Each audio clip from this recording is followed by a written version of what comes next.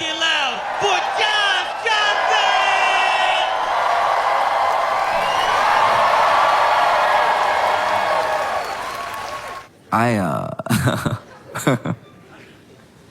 I've struggled with an idea for a while, and it's how like everybody, this sounds so dumb, just hold on, give me a second.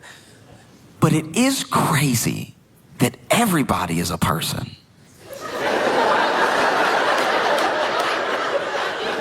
What I mean by that is when you're like a little kid and you just living your life, you know, you go to school and then you go home and then sometimes you play with your friends and sometimes you stay in and you watch cartoons. You know that you have a life. You know that you're a whole person, even if you don't have a full awareness of yourself. You know that you go to different places and you do different things. Even when you have a new experience, it doesn't even occur to you to be like, oh no, I don't do that. Because you're a kid just experiencing the world. But there are boxes that we put people in. I think it's completely unintentional.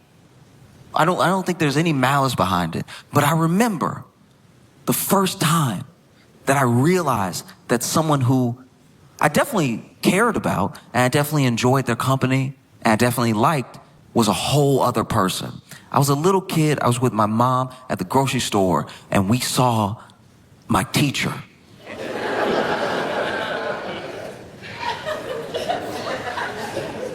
And I was shocked. I was like, I said it out loud. I said it to her. Why aren't you at school?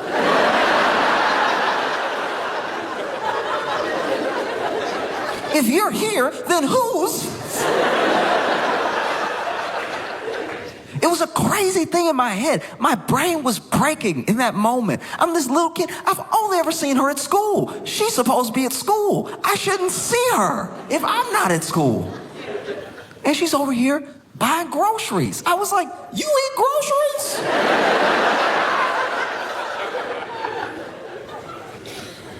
This is wild. And then she was over here having a conversation with my mom. They both ignored me asking why she wasn't at school.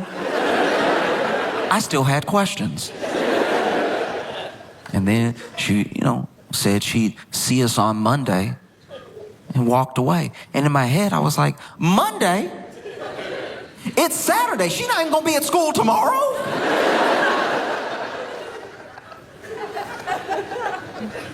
Blew my mind that one of my favorite teachers had like a house. And like, I'd always heard about her husband, but I thought that's just something teachers say to like pass the time and stuff. She had a whole life. And it feels like a silly lesson to learn when you're a kid, and then you get older and you realize you have to keep relearning it over and over again because you meet more and more people and you've already boxed them in. And then they surprise you, and then you think, I'm a little ashamed I was even surprised. I should know from when I was like 6 that people are like, everybody's a person. But it's an easy lesson to forget because you can only sometimes see a person in a certain way. Like my friend, I have a couple friends now who they've got drunk with their parents, and it's a boundary that some people never break with their parents. Sometimes their parents are like, I'm gonna have a couple drinks, but I'm not gonna be drunk in front of my son, you know what I mean? And then there are people who will always have that thing of like, I don't want to be drunk in front of my parent, you know what I mean? It's like weird. I feel like I'd be in trouble. It's like, well, you're 42. Yeah, but still. I don't know. I don't want my mom to see me drunk. It's like, well, she saw you at your worst as a baby. I guarantee you drunk just brings you like one step above baby. But it was an interesting thing. My friend said that he had a couple drinks with his dad. Now his dad was a sort of interesting case because when he was a kid, I don't know all the details, but his dad drank. And then there was something, whether it was something that happened or just like a general attitude towards drinking. At one point, his dad was like, you know what? I'm just not going to drink anymore. And he went like cold turkey sober for years and years and years, right? So he drank pretty heavily when my buddy was a kid, didn't drink until he was long out of the house. And it wasn't until after my buddy graduated college that his dad would like drink once in a while, you know, have a drink with him. And finally one day, his dad was like drunk with him. And he noticed his dad like drunk. And he was like, it's crazy because I know my dad used to drink. And I can only see my dad as my dad. So knowing my dad is like an annoying drunk. I don't know. I guess I forgot he could be a whole person. Like, because his dad had this weird, like, rivalry with him when he was drunk. He, you know, walk up to him, impromptu, off of nothing. They're in the backyard. And he's like, hey,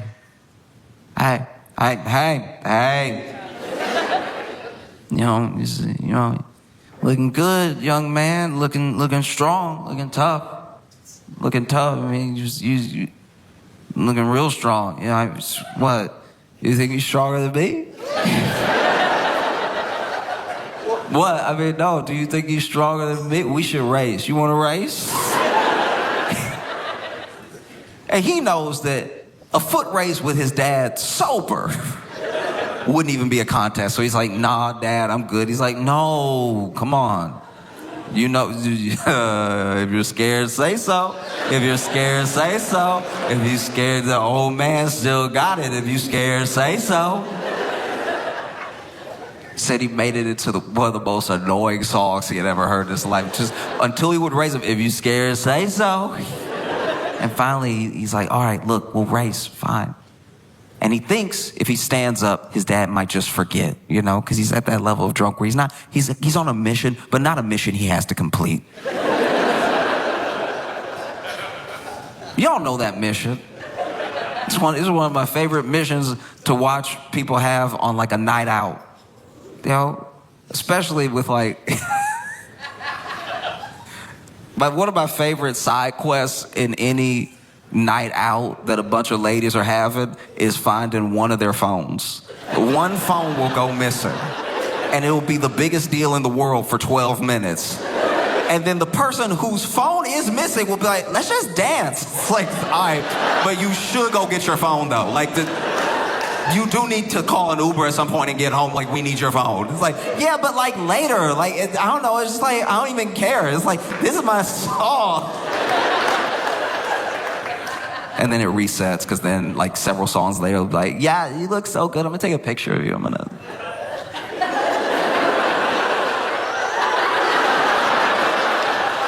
Oh my God, everybody stop. Everybody stop. Not their friends, everybody in the club stop. Everybody stop. And so this dude stands up thinking like his dad's about to be over it anyway. And he's like, Dad, I really don't want to, like, we're having a good time. Like, let's just chill out. And his dad goes, no, race me.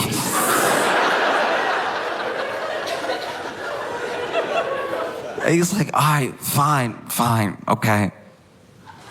So they line up. And he's not really gonna race his dad.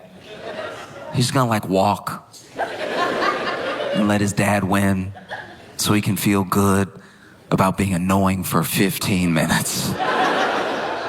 But his dad stands up and he's ready.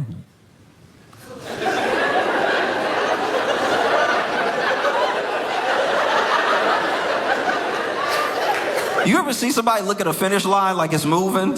Like,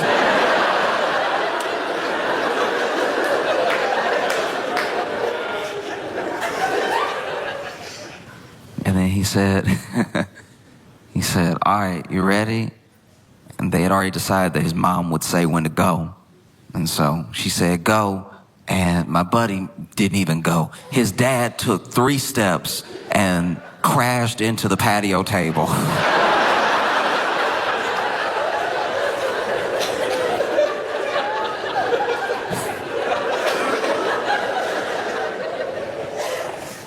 I don't know, yeah, it's gotta be tough. That's a moment that's like, you just know that now. You know your dad your whole life, and then now you're like, oh yeah, but like after the 5th Jameson, he will. You know. And that changes how you look at your dad a little bit, not even in the form of judgment, just like there's more information and you see him as like a whole person. You know good, you know bad, you know arguing with him, you know, and now you know this thing that you didn't really experience in the same way when you were a kid. Now you know. Even 4 Jamesons in, he's gonna go, no.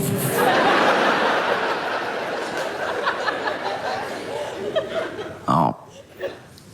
Like I don't know if it's possible to remind yourself every time, every day, that a person is like a whole person. Because we are like so distant. Person to person. Like when you meet someone that you've maybe heard about, you can only go off your impression. That impression is colored by whoever told you about this person. And it's hard to remember. I try to remind myself all the time that, like, we're meeting this person. Nothing nice has been said. But I'm sure they have a dog. I don't know, like some redeeming quality. You try to approach it like that. And, you know, I fail at it a lot. You know, sometimes I let, whether it's gossip or just like a preconceived notion, take over. And then you end up being friends with this person. And you feel even worse because you're like, oh, I judged you so harshly when we met. You know, some of my best friends, when I met them, hated their guts. I hated because I was just like, oh, just look at his face. One of my best friends from college, when we met, us meeting was me asking him for a pencil. And him going, what? And so I just turned back around. I was like, all right, jerk. Turns out he just didn't hear me.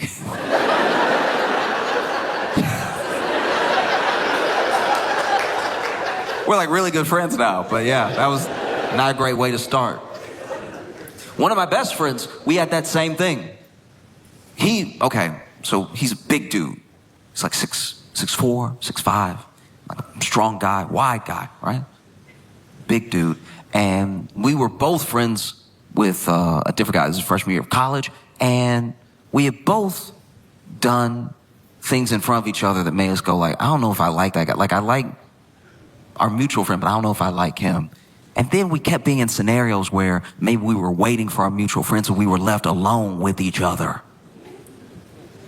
And in my head, maybe it's because of where I come from, and maybe it's because I've never been the biggest guy in the room, but this is a big old dude and he doesn't seem like he liked me. So in my head, I was like, I just gotta act crazy.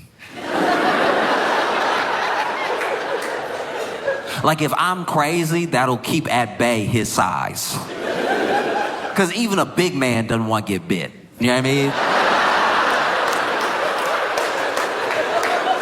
I don't care how big or strong you are. Once everybody saw what Mike Tyson did to Evander Holyfield, they were like, oh, yeah, crazy wins.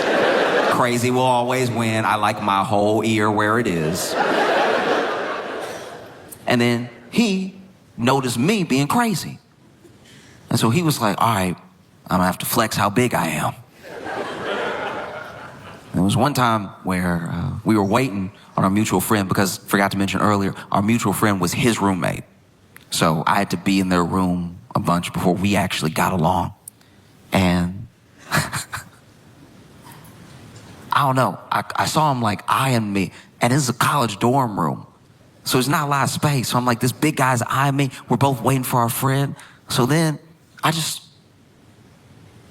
didn't know what to do. So I just started singing lyrics to Kanye West's 808 on Heartbreak. No music. Impromptu. And the lyrics I chose were, when I grab your neck, I touch your soul. And I just sang it to the wall, but loud enough for him to hear me. And I would later find out that when I did that, he was like, all right, that's one of the craziest things I've ever seen. In my entire life, I was trying to mug this dude into submission, but now he sang to the wall, not even facing anything. I don't know what he's talking about. Why did he sing it too? That's crazy. That's crazy as hell. It's so much crazier to sing than it is to scream. Like if you come across somebody on the street and they scream it, you're like, all right, that's regular. If they are singing lyrics you don't know exist yet, because the album had just come out, if they're singing lyrics you don't know exist yet, get away. And so he was like, I gotta do something. I've got to do something. And the thing that he decided to do was we both got a text from our mutual friend that it would be quicker for us to meet him where he was than wait for him to come back and us head out together. And so we decided to head out together. And while I'm in the hallway, it's a long hallway from the dorm room to the end of the suite. And when I'm in the hallway, I go, ah. And he says, what? And I'm like, I think a mosquito bit me. And I was being completely sincere in this moment. I started itching. I was like, what? And he's like, what happened? I think a mosquito bit me. And then he stands extra tall, every bit of 6'5", lets his eyes dart around the hallway and goes, you hurt my friend. And then he punched the wall as hard as he could.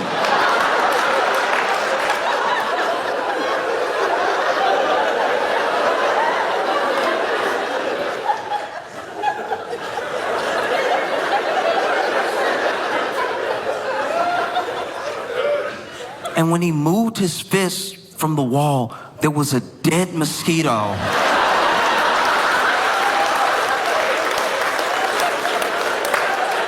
And I was like, oh Lord, he big and crazy.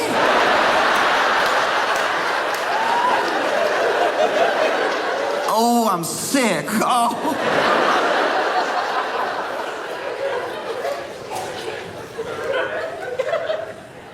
And then we became best friends. We became best friends because we got to know each other. We got to know each other, and I got to know him as a whole person. I got to know how cool he was, how sincere he is, that he would do anything for his friends, including that mosquito thing.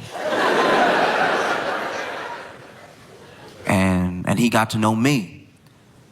And he still liked me. So we became best friends because I got to see like the whole person, you know? And then finally one day I told him about it. I was like, hey, freshman year, because when we were juniors, we became roommates. And I told him like, hey, I just want to get something off my chest. Freshman year, when I was in the room with you and I just started singing, I was just trying to be crazy because I thought like you were real big and like, I don't know, I had been bullied a lot, so I was trying to like keep you at bay. And he was like, oh, that's so good to know. Which means in the time that we had become friends, he still thought like, no, that's what he does though. Like that's who he is as a person. I was like, that's so good to know, because honestly, I was wondering what I'd have to do. I thought you were genuinely crazy. And that's why I punched that wall. When I moved my hand, I couldn't believe the mosquito had actually...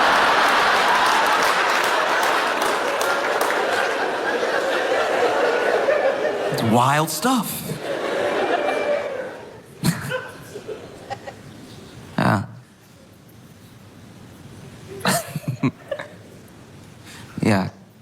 Because it's tough sometimes accepting that someone was like a whole person. Because it is easier. If someone sucks, it's easier to just, lean on exactly what you know, and that's enough for you, and they suck, and that's the end of it. It's not necessary in your mind to get down to the deeper root of the issue about why they might be the way they are. Whatever. They suck, and I'm done talking about them. Like when I think about some of the most powerful people in the world, I think that way all the time. I forget that it's like a whole person because they suck. They suck so much.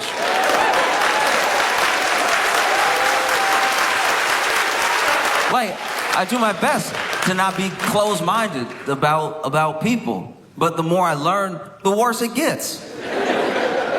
And no person is just one thing. Even monsters. Some monsters that get true crime documentaries made about them. They'll interview the kids. And sometimes the kids will be like, yeah, actually, he was like a super present father and everything. Like, it was kind of crazy. I know he killed all those people, but he came to all my soccer games. Like, it's a lot to process. No? Like, I don't know what makes a person. I'm not a psychologist. I don't know what makes a person the way that they are. I just have guesses. Sometimes my guesses are good, and I get to have a conversation with a person and see that I was kind of close. And then sometimes my guesses are totally off base because I don't have their mind. I can't act like I know why someone is the way that they are. I know for certain because of the people that I've been around. I know that sometimes when you grow up with real money, real privilege, it can be very difficult unless you are like delusional enough to accept the position you're in as anything more than like the randomness of who is born to who. It's very difficult to feel like you've made or earned anything yourself. If you are just born into billions, you see that's one of the reasons these people have to like make their mark on the world to prove that they're not just like some accident. Because within those families sometimes, and like, look, I'm not acting like I know billionaires. I know millionaires. And it's a little similar, but at the same time, there are some millionaires that are barely millionaires, so they still acting like they're middle class. Even though they're millionaires, it's actually pretty sad. And then there are people that are like multimillionaires, and I don't even really know that many multimillionaires, but I know those people have at least accepted their position as people with like wealth and privilege, right? I don't know any billionaires, but I do know the people that I am friends with that work with like truly insane net worth individuals have said things like, at a certain amount of money, it's not even money anymore. It's just you moving your will throughout the world. And that is how people with that much money think. And so if you are like a child born into this thing, especially if you don't take to it the way that we imagine people will take to it, because remember, a person is a whole person, but a lot of people will have a kid and have an idea of a child before the child is ever there. And then that idea of a child is exactly what this whole person has to be, or else they're a disappointment, or else they're a failure, right? I had the idea of you before you were ever here. And the idea of you that I had was, we play these sports together. I teach you to do this thing. We go to these things. You love the stuff that I love. Those are the hopes of like every parent. Every parent wants to share the things they love with their kid, and hopefully the kid loves them too. Because as much as you love your sports team, as much as you love your favorite hobby, it'd be so much more enjoyable if the person you love the most loved it too. A lot of people have those hopes. That's common. That's normal. But this like world of wealth, they have an idea of maybe building a legacy, building an empire. And now whoever comes, whatever this child is, they will be someone who can uphold, build up, maintain the empire that I built. They're not having like a child. They're having a vessel to continue their wealth into the future. And that's got to be difficult to grow up in, because yes, you have all this money, you have all this privilege, you have access to all these different things, but there's a person looking at you like you don't even deserve to be here. And then there's everybody else that if you tried to tell them how it felt, they'd be like, oh, I'm sorry I couldn't hear you through all that money. You know, cry me a river. You ever felt a penny before? And so you see people really trying to exercise out all of this trauma in a way where they still move their will throughout the world. So then we become the collateral damage of them trying to exorcise demons because they have the access to change the world the way that they see fit. And that leaves us in a very dangerous position. And I don't know exactly how to fix that, what to do about that, but I do know it presents itself in like little moments. Small moments where you can see, oh, this is like a kid. This is like a hurt kid. You know? Most powerful man in the world. Incredibly rich, billionaire. But this is a kid. This is a scared kid. This is a hurt kid. This is an angry kid.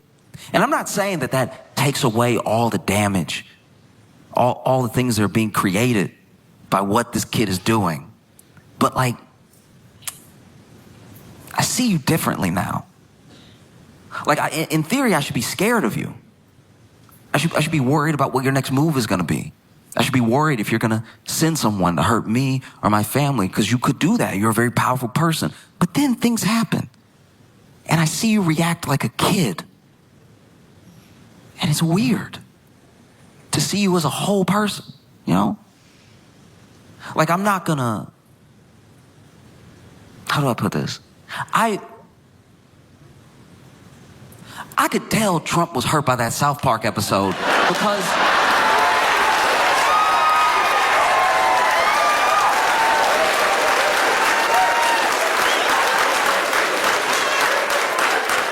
because the White House released a statement.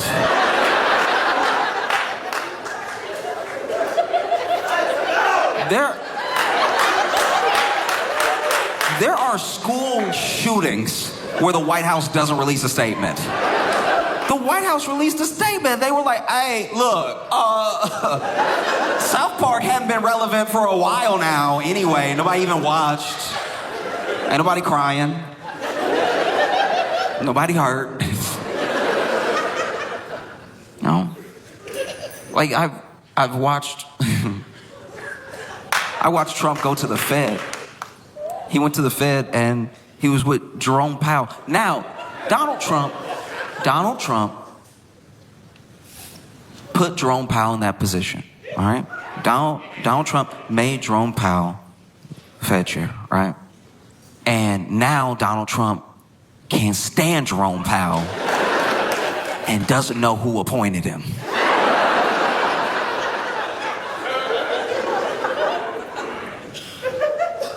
And so he goes to the Fed. I guess they showing him where they make the money, shred the money. I don't know why he needed to go. He goes on a field trip to the Fed. You know, this is a very funny thing about Donald Trump. He has been very rich his entire life, but he still acts like new money. I have expected Trump to see the money being printed in front of him and go,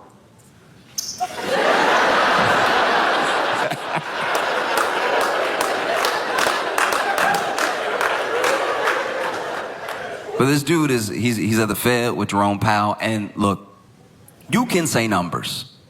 You can say numbers in whatever order you want. No, you can say numbers and he can say more numbers. You can say numbers, that's your right to say numbers however you see fit. Whatever numbers you like, you can say them in 4, 3, 3, 4. You can do whatever you want. Numbers are there for you to play with. Numbers serve at your pleasure, right? Say whatever numbers you want in whatever order you want, whenever you want. That will not make it math.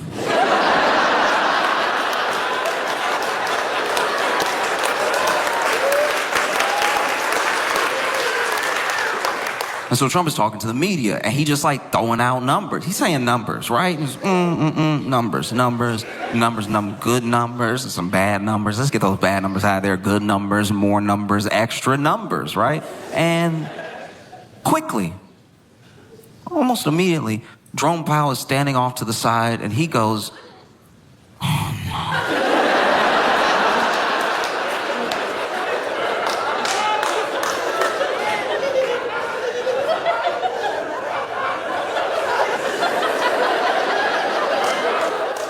Jerome Powell was shaking his head. You know those people who got like perfect pitch? Jerome Powell was shaking his head like somebody with perfect pitch going to karaoke. Like it's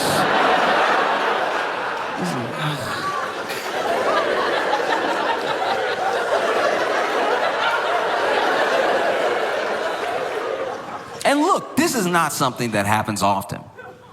No, Trump's used to talking, and when he talks, people either nod or they stay quiet. And we saw this in spectacular fashion in like 2020. Because he would stand up there, and then the people next to him, the people behind him, sometimes you catch them being like, huh?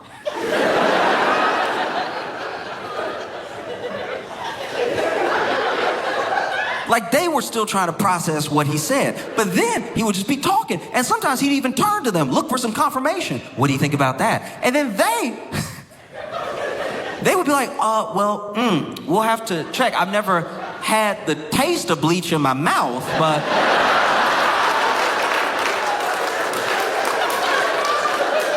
I suppose anything's possible. These experts, these doctors, these people... They weren't doing the thing that they should have been doing, which was because he didn't just shake his head. He said it. He said it out loud. No, no, no, no, no, no, no.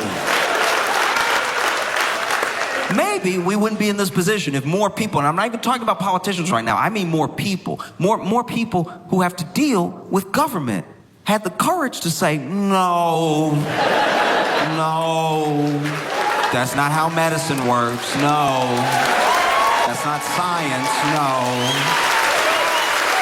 that's not English, no, no. A simple no is powerful. No? And so sure enough, Trump hates Jerome Powell. Trump hates Jerome. Oh, he hates Jerome. Oh. Trump hates Jerome. Trump hates Jerome Powell. Like, let Jerome.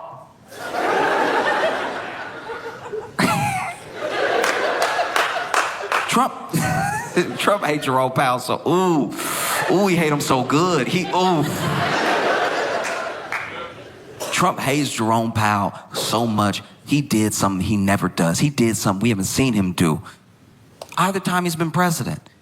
He did something I didn't even think he was capable to do. Trump hates Jerome Powell so much. Through his teeth, he hate him. He hate him so much that Donald Trump did homework.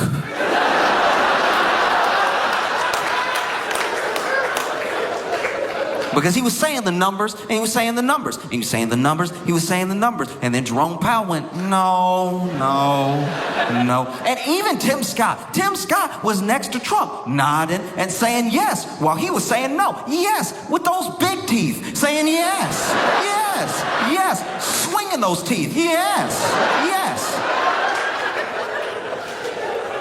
But Donald Trump heard Jerome Powell's no, and it was almost like he had practiced this. He was ready. He hates Jerome Powell so much. Ooh, he hates him. Ooh, he hates him. And so he goes, huh? What? No.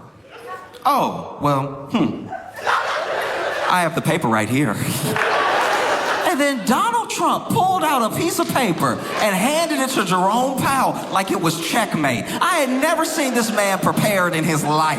Usually, when Trump has a chart or a piece of paper, it's because he already has a point he's trying to make and he's just using that to illustrate. Trump has never had a Trump card. This man pulled out the piece of paper. You could see even Jerome was surprised. He was like, paper? Reading? You saw Jerome had to break out the glasses for it. He was like, oh. And because numbers are numbers, because math is at least something that, even if you have bias, even if you have an intention towards an intended goal, the math will still make sense or not make sense. Something will be true or not true, right? And so even Jerome Powell, I'm not saying I know this man, I'm not saying he's infallible, but in this moment I'm thinking maybe he's even thinking, whoa, what if I'm wrong here? What if there's something I don't know about? The president just pulled a piece of paper out as soon as I started saying no, like he rehearsed this.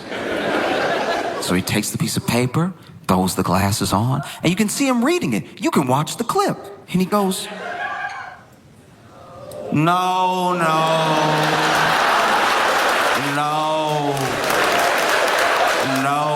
this old, no.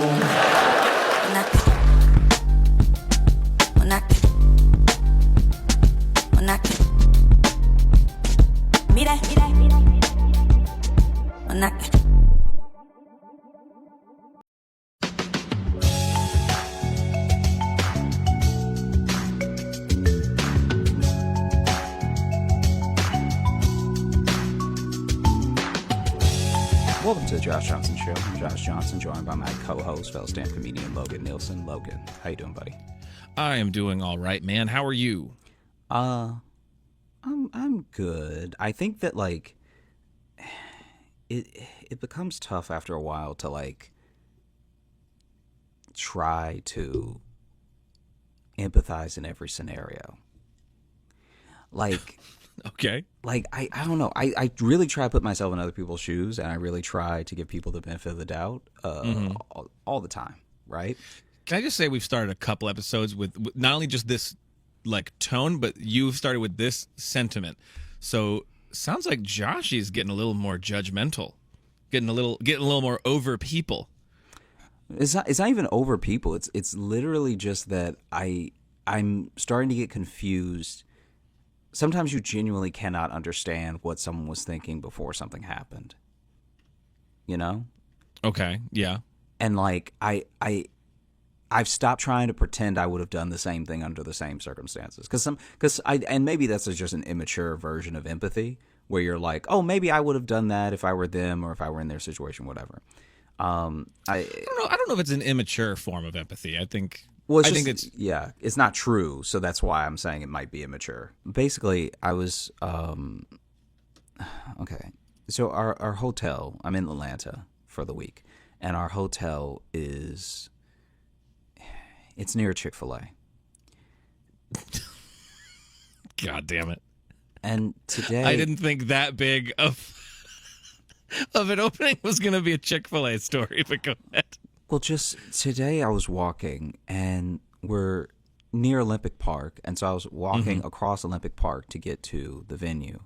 And from, so I was going a very roundabout way. I'm, really just trying to enjoy my day, so I'm taking my time getting there, right? Mm-hmm. And there was a guy that was leaving Chick-fil-A. Sure. And he had just too many drinks. Like, at a certain amount of drinks, you need to come back for these drinks. Mm-hmm. Yeah. So, or bring a friend. Yeah, because bring one of the friends who is getting one of those drinks. Yeah, every cup holder except for the handheld cup holders that only have 2 has 4 spots. Mm-hmm. There's a 5th spot if you're creative enough and you plan ahead well enough. There is a 5th spot in the middle. Specifically the tray one with the little divots, because a lot of them do those carry ones now with the handles, and those don't have the 5th spot. So that's why I wanted to be. Yeah, that's what I'm talking about. We're talking about the same thing. If you're creative with the cardboard tray, ones with the handle? No. The cardboard ones with no handle. No, that's what I was saying. The 5th one, yeah. That's what I was saying. Those have the 5th spot, but a lot of places have switched to those just kind of cardboard, like little carry ones with a handle. Those don't have the 5th spot. That's what I was just trying to clarify. So then basically, he had already enough for 10 drinks, right? Uh-huh. My man only has 2 hands. Sure. He had a third. I don't know how he expected. First of all, I don't know how he got out the door because I didn't see him walking out of the Chick-fil-A specifically. They were Chick-fil-A drinks, and Chick-fil-A's right around the corner, right? Right. But he's walking out, and he has propped up with the other 2 trays a third tray with 5 drinks on it. Wait. So okay. One hand hold on. has 5 drinks in one tray. Sure, on the tray. Yes. Another hand has 5 drinks in one tray.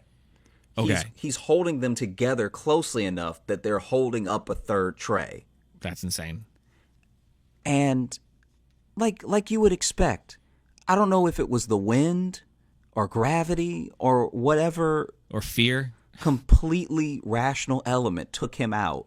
Yeah. But the middle tray falls and just splashes him with all the drinks. Yeah, but yeah. then, because of the weight of the third tray not being there between the two, the counterbalance just was off. And so the other two trays fall out of his hands. He didn't save a single drink. You getting 15 drinks. You couldn't have one friend to come with you.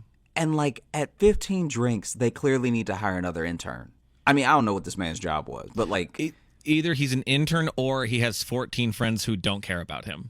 Because it was, first of all, the amount of liquid was too much. It looked like it rained on him from the knees down. I'm sure even if you get like a medium at a place like that, they're pretty healthy sized cups. So now imagine if they're all larges. Yeah.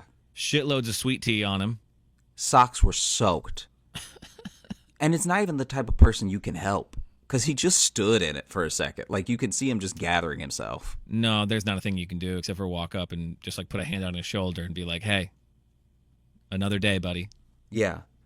Tomorrow's a new day. Forget today. You're done. You've done all of today that you can do. Easily $65 worth of beverage before tax. Yeah.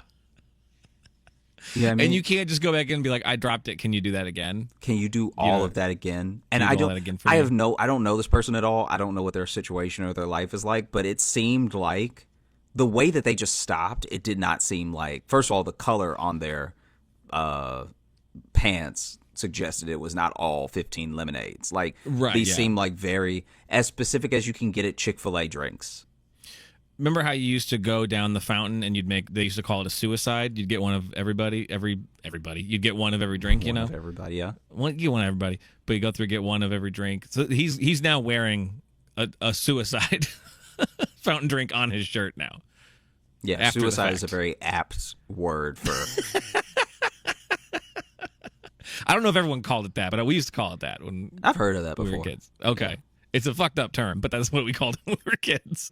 I feel like there's only so much a person can like reasonably be asked to do and like even ask of yourself. And that's why I was like, in life, I used to be the person to be like, that poor guy just fighting to get his 15 drinks wherever he needed to get them. But knowing how the world is and knowing that he is probably also staying at the same hotel as me, which means he's next to the Chick-fil-A, which means someone probably sent him to just get all the drinks.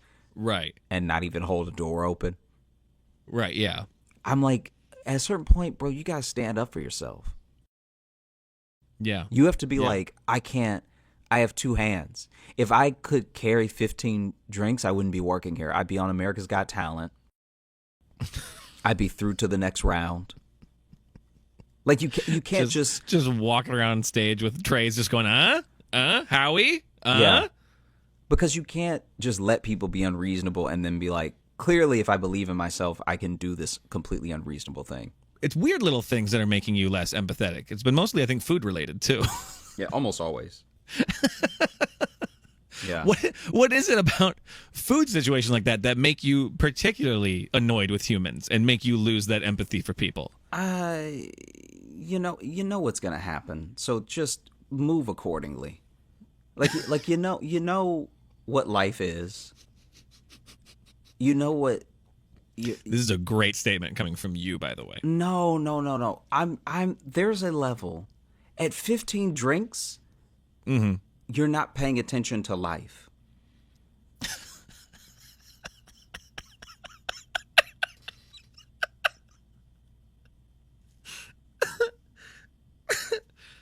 I just love the profoundness of this. No, but this beverage run, the profound effect this beverage run had on you.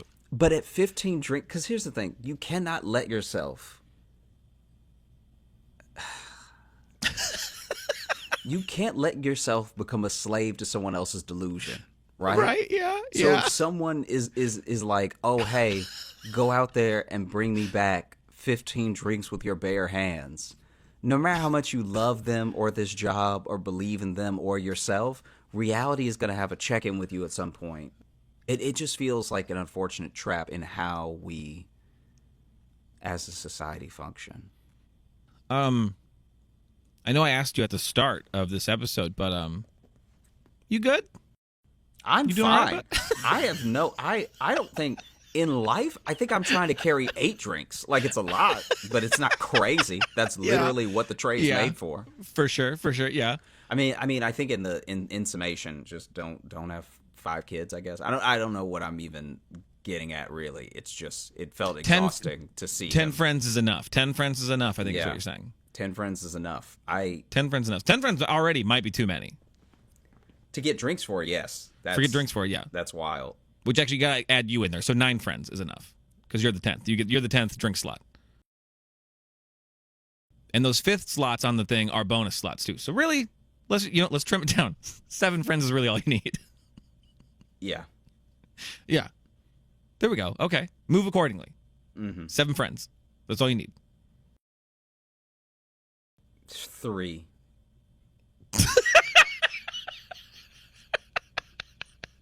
Yeah, I mean, Just one tray. One tray. Yeah. I think have less friends. Have less friends. Be less sticky. Well, It wasn't until I finished saying it that I didn't like it. How are you? I'm doing okay. I'm all right. I want to tell you about something that happened to me the other night. Didn't really happen to me, but it was something I had to deal with for a second. I think I've talked before how I'm a substitute teacher, but I run a theater department. So I work with high school kids directing a play right now. We had rehearsal last night. Last night was Halloween night too, so people are out and about. Stuff's happening. But I'm having rehearsal with my kids, and then as we're finishing up, suddenly a bunch of my kids, their phones start blowing up from their parents, and all the messages say are like, "Don't leave school alone, leave in groups." Like, that's all we're getting. So alarming messages, to just like vague alarming messages, very horror movie messages from parents. Mm-hmm. And then we get like finally someone's like, "Oh, they're looking for a guy who's out in town." Like the police are looking for a guy. Keep in mind, very, very small town, right? So my kids are all freaking out now, and they're like, "When we all leave, can you come with us? Can you check our cars? Like, look in trunks and back seats?" I'm like, "Absolutely, we'll do that." I'm like, "Go get your stuff. Everyone go get their stuff out of their lockers." I go outside, and there's like trucks driving around. People are just out and about looking, I think, for this guy too, or trying to check on stuff. And there's a parent pulling a van through the parking lot, and they're like, "Oh, are you guys wrapping up?" I'm like, "Yeah, I'm about to lead them out. We're gonna check cars." She goes, "Cool." And I was like, "What's going on?" They go, "Oh, he has a gun." And I go, "Oh, shit." And then I go back into the school, and then it's just me in the school. There's no other staff. And keep in mind, I am not a full-time teacher. So really, I shouldn't be in charge of most things. Mm-hmm. So I go inside. The only other adult there is the night janitor, and I ask her, and I just tell her, I'm like, "Oh, hey, by the way, I guess they're looking for a guy, who has a gun." And she goes, "Oh, well then we have a couple doors in this school that are open till 9 p.m. We need to lock down the school, you and me, and like follow full like active shooter lockdown protocol, a janitor and a substitute teacher." I mean, what a buddy cop comedy. Right? What an adventure that would be. Yeah. Luckily, before we had to really go nuts, because I was about to go like lock the kids in the library, and then we were going to go like door to door locking them, we got confirmation they caught the guy. Guy was on the run. He was wanted for stuff in Missouri, I guess. But luckily but there was just a quick moment of me being like, "Oh shit, I need to suddenly be a teacher. I need to suddenly be an administrator and protect these kids." I mean, honestly, if you are on the run, small town is not the move. Like, I can't even believe, obviously, if you're on the run, you're running, so you're not getting to be choosy about where you're running through. Yeah. But, hey, the place where everybody knows everybody is not the place you want to walk. Imagine walking into Cheers and being Ted Bundy. Ted! Yeah. It's like, guys, there are regulars here. Yeah, you gotta go.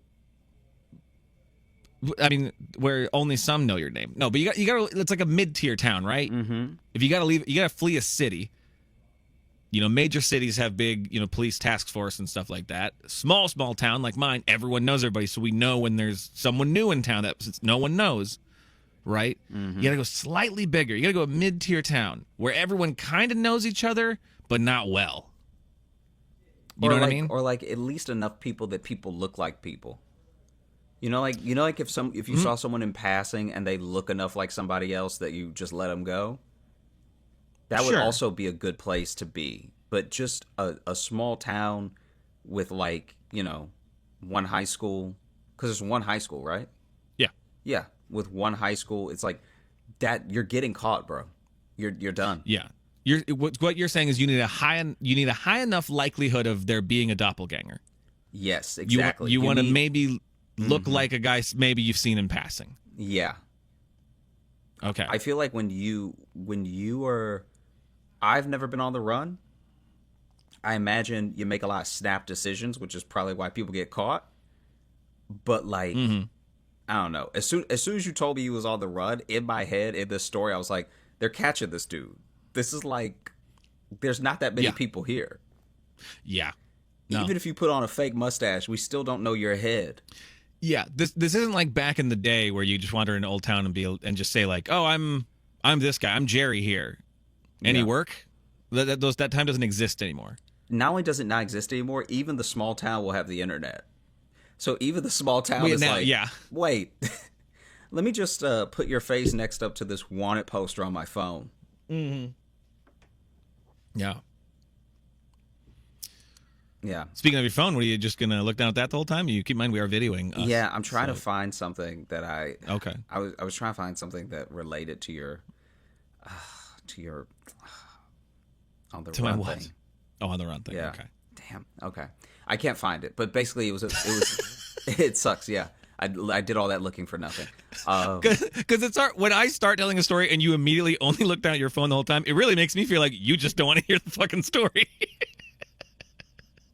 No, I'm always excited when you tell a story. I'm always like, oh man, I want to like have a thing for when you're done, and then I Well, that sounds more like you're you're excited for me to be done. No, I'm for kidding. when you're done. I want to like. I'm joking. I'm joking. Oh, As here's the thing with when you're on the run. Like here's some like all the run tips, Right. whatever. And then there's a some on the run. I don't know if we should though be getting into on the run tips fully. I Or guess fuck it, let's do it. What's some on the run tips? Think of some off the top of your head. off the top of my head, don't go to a small town. We get that one. Yeah. Number one, don't small Also- town. This is another situation where not having more than 3 friends is going to help you. Less people to rat you out. Mm-hmm. Also, Move accordingly. cash is king. Cash is king. It rules everything around me. Cash will get you $1 bill, y'all. safely into many places, just nowhere to stay. Most hotels need a credit card now. Yeah. Yeah. So then there's no amount of cash. In fact, if you offer to pay extra, They're definitely not like they'll be like, we can't let you in now. I mean, I think there are still hotels you probably could still get into, but you are leaving itchy. Let's put it that way. Yeah, yeah. Do you know there's still some hourly motels? Yeah. Yeah. Wow. There's a couple in Chicago, yeah. I mean, can we talk about the levels of potential filth? Like, I'm not saying they're all dirty. They don't all have to be dirty. But you're also not saying that. I'm saying, like, for an hour, you either have to have the most fit and fresh for the day cleaning. Like, like I can only imagine. Like, your cleaners have to be actual athletes Right. to get the rooms properly clean for an hourly motel. They're going in like sweeping and scrubbing like they're curlers in the Olympics. Like, Yeah, yeah. "Go!" You probably got to have 2 in the room at a time so that someone's working on the bed while someone's working on the bathroom and like all that stuff. It's just chaos. Yeah. And honestly, I don't. Yeah. No, it's hourly. Anyway, if you're on the run, I suppose you'll also want to have like caps and shades for all occasions. I will say that now Caps and shades for all occasions. now you want to probably wear a mask. You know, Yeah. a mask Like a will Halloween help. mask. No. And I think that's really all you can do is not use a credit. There's too much CCTV now. Now, if you did it and they want to catch you, they're going to get you. They're gonna get you. They're gonna get you good. Yeah. Okay, so What do you our have main on the tips: list? avoid small towns. So I'm recapping yours quick. So avoid small towns. Mm-hmm. Bring cash. Hats. Hats are a plus. We'll go hats and masks. We'll just make that as one point. Okay. Hats and masks. I'd say probably, restrict your diet a little bit. Don't eat things that are going to upset you. Because you don't want to be on the run and then you got to blow up a toity. You know what I mean? Yeah, that would be funny though if like they catch you and they catch you in the toilet because you're on a train and it's like true catch me if you can style, but then you really got a boo boo, right? Like you. Yeah. And so then you go to the bathroom and you over here just sitting there, just like and then now you brought attention to yourself because it's like, hey, why is this train car stank? And it's like, oh, it's whoever's in there. And this dog's gonna find you. You walk out and forget the hat, forget the shades. Everybody remembers you. Everybody remembers what you look like, what you wearing, because you blew up a bathroom on an Amtrak train. Yeah. So, listen. I like to eat ice cream to alleviate stress, but when you're on the run, I'd say avoid dairy. Generally avoid dairy. Avoid anything that's going to cause inflammation, right? Yeah. So then there's one second. This needs to be the healthiest you've ever eaten in your life. I'll look it up right now because now this is. I mean, people need to know the facts because there are certain foods that inflame you. Actually, I would even stay away from broccoli because if you're having any stomach issue, broccoli exacerbates it. Yes, that's true. That is true. I'd also say stay away from soy. Mm-hmm. I think that like soy and some people, there are things that there's a whole diet plan to find the foods that you're allergic to if you can't take the allergy test. Mm-hmm. And there are things that people are mildly allergic to that will never come up in a big way. Like it'll never be as bad as a peanut allergy, but you're mildly allergic, so it's going to give you like the runs or something. I would say soy, and then you already hit dairy.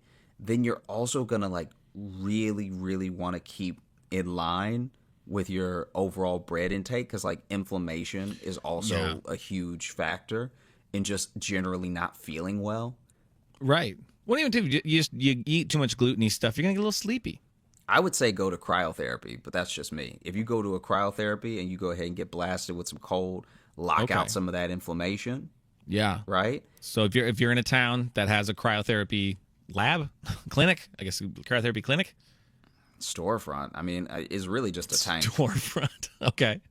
It's really not that special. It's just sort of a tank and, it's a walk-up situation as well. You really don't even need to make an appointment. All right. So say that has an ice box. Do that. Okay, so if you're going to be on the run, let's focus on the run part of it, man. You got to be, this is got to be the best shape you've been in your life. Yeah. Okay, take care of that body. Watch your diet. Honestly, going on the run might be the best thing that's ever happened to you. Honestly, going on a run might be tantamount to going on a marathon run. Like, I feel like a marathon shape, because you're going to need to run at a given moment, so you're going to need to stay limber. You're going to need to stay toned. Mm-hmm. Mm-hmm. A lot of people think that muscle tone is physique. Muscle tone is actually, the definition of muscle tone is actually how quickly your muscles can spring into action. Right. We've made it an aesthetic thing of like, oh, you're so toned and you look cut. Right. But it has nothing to do with that. Mm-hmm. And you're going to want to stay toned. You're going to want to stay hydrated, but not so hydrated that you keep running to the bathroom. You don't want to keep going to the bathroom. This is honestly the what do you want to call it? How do I describe this? This is honestly the fine line of hydration between being dehydrated and being so hydrated that you're. This is sure.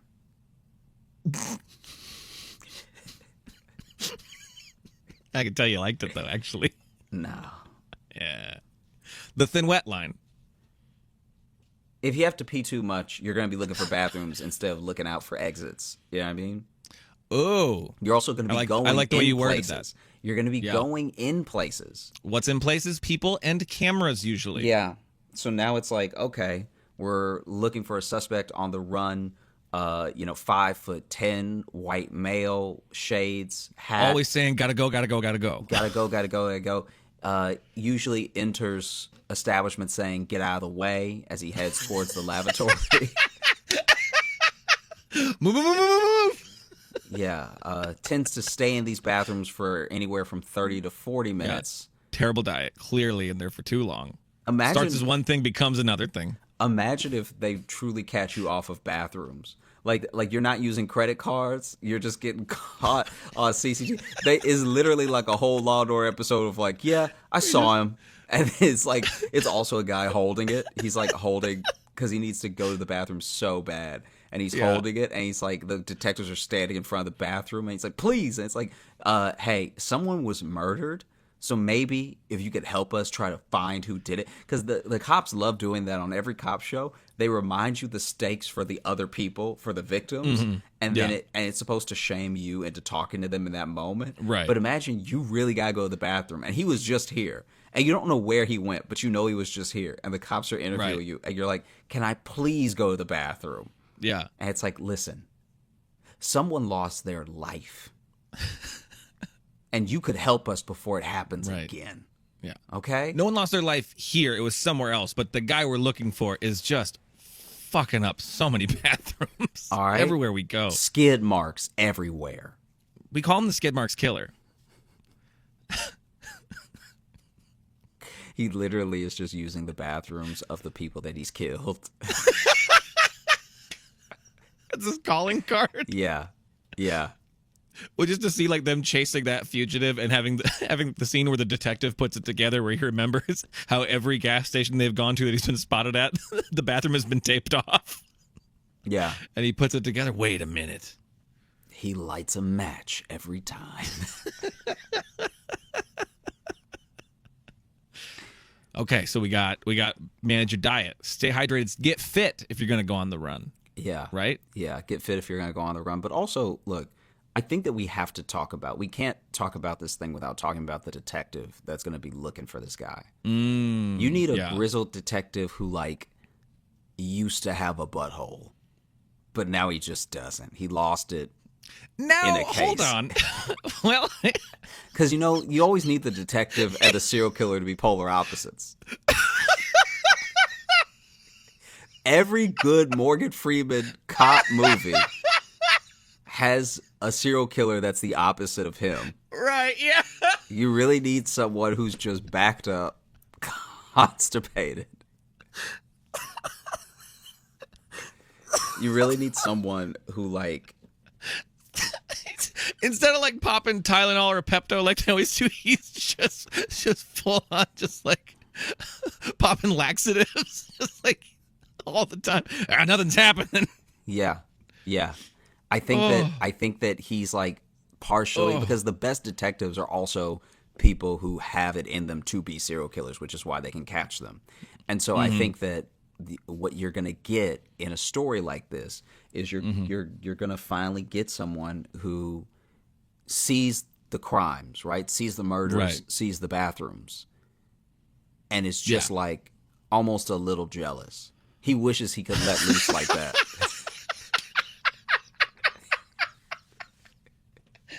He wishes that in his life he had the level of, like, he's too restrained, you know? He has too much control, and he wishes he could be as crazy as this guy is. Because he can't even go in a public one. So if like you know, you see where this dude is like killing people and then using their bathroom? This detective, he can't even go if he's at like a baseball game. Right. And he goes to the bathroom and he really needs to like use the bathroom. He can't go because there's so many other people there. So he sees how free the killer is. Right. And there's a part of him that he'll never explain to anybody. He'll never, because he's scared of people seeing that side of him. Because once you hear from someone how much they respect or maybe even admire a killer, you're never going to look at them the same way, you know? Yeah.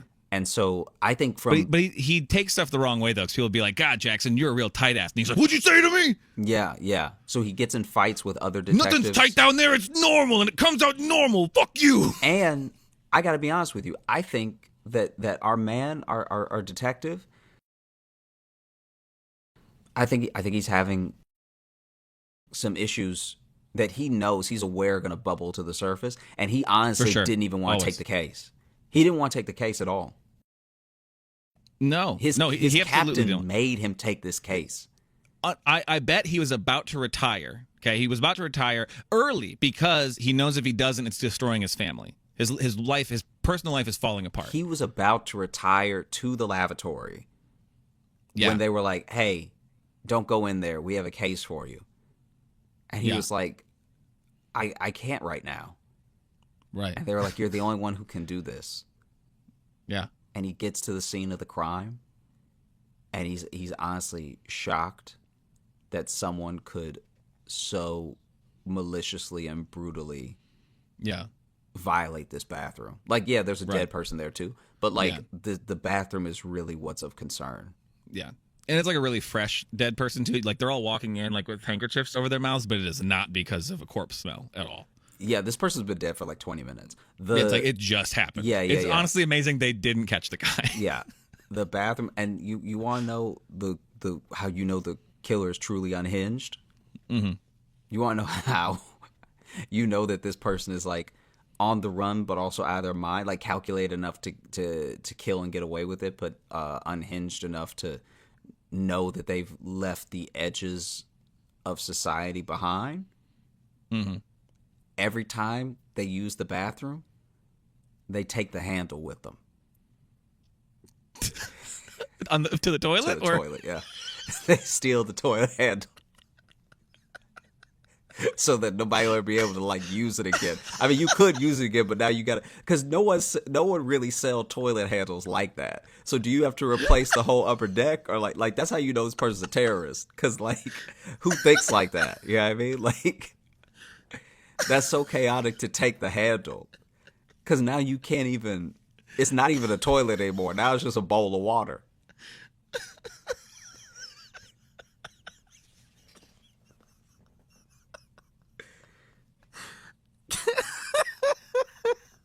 It's like unusable, truly, you know? Right.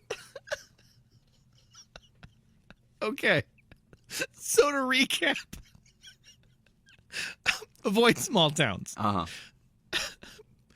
Hats are a plus. Yeah. Cash is king. Mm-hmm. Watch your diet. Eat healthy, right? Also, he took the toilet handle because his fingerprints were on it. So he couldn't leave a trace.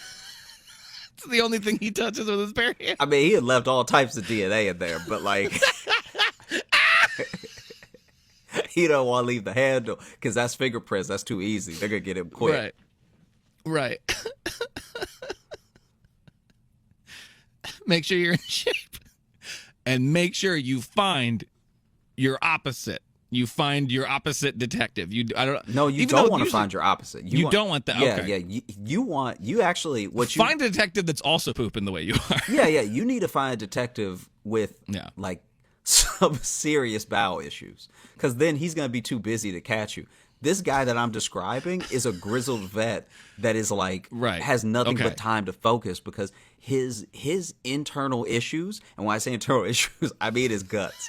They're so riddled with guilt over like unsolved cases and bad cheese that he's like, I have nothing to focus on but this case, and that's how you get caught. You remember in Die Hard when one cop's just like, I shot a kid, and he like says that, but instead this detective's like, I shit my pants. Yeah. And what happened out there? Why are you right at the desk now? I shit my pants. And then everyone else is like, okay, you got a wild side. All right? Everybody does. And he's like, no, I'm scared if I come into contact with this dude, I'll lose control. And it's like, all right, well, that's going to be a bridge that we come to when we cross it. Like, we can't not chase him down now because you're scared of what will happen. We have to be diligent. We can't be fearful, And so that's just where I'm coming from. Like, I think that this guy's like probably at least like 3 murders deep by the time we really get to know our hero detective. Because you know how like in a lot of these cop movies that with a versus the serial killer thing, what they will end up doing is they will be spending all this time. The first murder is how the movie starts. Then the second murder is like when the person's thinking about not taking it, right? Like half in, half out. And then there's a murder that happens. Now it's like, ooh, is that one on me because I didn't take it seriously enough initially? Then well, it's usually that second murder is what makes it realize, like, oh, this isn't a random thing. This is a serial killer thing. Oh, these are connected. That's usually what that one is. And the third one is the taunt. The third one is the like, hey, you can't catch me. And they left their calling card, which is no toilet handle, right? Mm-hmm. And the person's like maybe even still alive. Like they have like now this was really just a break-in and entering. Like they probably knocked the person over the head, but didn't kill them, you know? So now you don't even know what you're really trying to solve. It's like there's 2.5 murders, and then there's a bunch of wrecked bathrooms, like more wrecked bathrooms than murders now. Yeah, it starts becoming clear that the bathrooms are the goal and the murders are incidental. He's just trying to get to these bathrooms. Yeah, he probably would, and I bet you, when you dive in, because all the other movies also do this thing where if they do give you a glimpse into the killer, it's usually into like what led them to kill, unless it's exposition, and it'll probably do a flashback then to him like as like a teenager pushing someone out of the way to get to the bathroom. Yeah, and then they fell and they hit their head and they died. And that gave him a thrill, though, too. Yeah, he likes the the run to the bathroom because now he's really got to get out of here. Yeah, like now he's under duress. Yeah, which just makes him more stressed out. Which just makes him need to go to the bathroom more. Makes it more of an emergency. So now it's this. It's basically now it's this adrenaline train he can't get off of. Yeah. Also, loves Chipotle. That's another big problem. It's also, again, his diet's not great. He has not been taking care of himself for a long time. Not at all. Not at all. Fried Oreos? He pops them like pills. Okay. Yeah, they start piecing together in the maps. He's hitting towns that are having state fairs.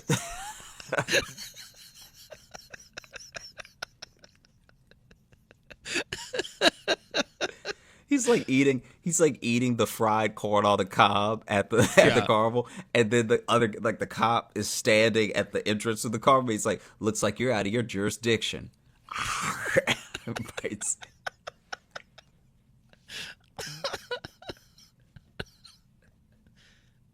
He loses him in a crowd, which is like nearly impossible because my man is like pretty big. Like he's he's pretty hard to miss, but he loses them in a crowd. He's breathing real heavy. He's breaking like half the rules of being on the run, and then exactly. We're not talking about this guy. This guy is not. We hope the detective gets him. And then you see a guy that's been knocked over, Family Guy style, outside of a porta potty, and that's when the detective's like, "Oh no, we're too late." I like that we have that shorthand of Family Guy style. The bent knee. The back. Yeah, I know exactly what you mean. And the arm by the back. Family Guy style. No one even bothers to check that dude's pulse. They just know. Also, by the way, the porta potty leaning like the Tower of Pisa. All right. There's smoke coming out of it for some reason. Yeah, that porta potty is doing the most. Oh. This is probably a good time to mention this is a later record for us than normal. Yeah, it is midnight. It's past midnight where I am right now. Which isn't that late normally, but we usually go a little earlier. Can I pitch you a title for this episode? I know we don't usually do that. Yeah, I just want to pitch you a title for this episode. Yeah. Can we call it Move Accordingly, parentheses, the worst episode we've ever done? I don't know if this is the worst episode we've ever done. I don't think it is. I It think feels the worst. I feel like I honestly, if I can be completely 100 with you, I actually feel like we're getting back to our roots because we haven't talked about any sort of bowel movement in like maybe 40 episodes. Well, that's definitely not true. It can't be that long. It's been a while. I definitely haven't had a story in a while. I don't know if you have, but anyway, I don't know if I have either. I think We're getting back to our roots. yeah, I think that honestly, Getting back to our toots. Come on. I like that one. I think that a good title would be Porta Potty, a true crime story.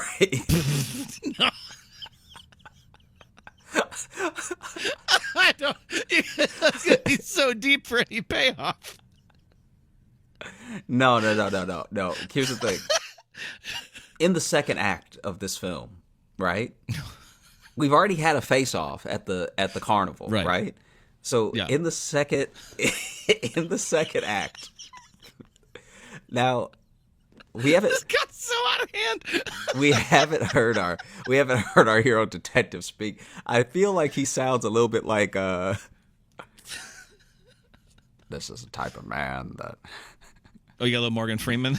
No, not quite a Morgan Freeman. This is like a drawl. Everywhere we go, Yeah. we just find poopy, more and more poopy. I think that he's gonna be a little bit flowery in the language. You know what I mean? Like, Okay. no matter how far he got, we were always on his scent.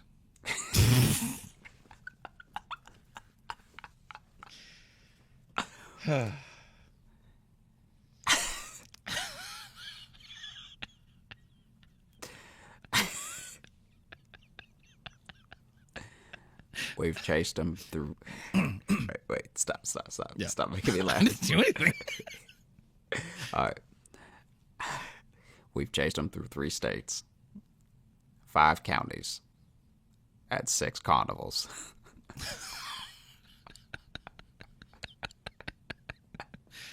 Something about this stinks to high heaven. It was the Louisiana Parking Carnival where he did the most damage. 4 funnel cakes. 3 fried Oreos. 12 baskets of chicken wings. Some of those children will never smell again. And 1 ride on the tilt-a-whirl. Got everything in there, shake it up nice and deadly. Like a big stinky bomb. It was the Illinois State Fair where things came to a head. It's where we finally cornered the skid mark killer. Just outside of Chicago.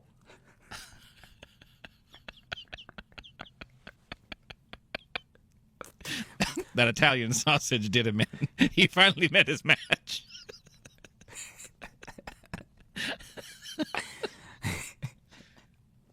We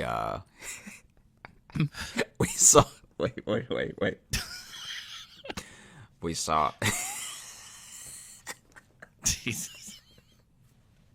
we saw an insulin needle in the parking lot, so we knew we weren't far.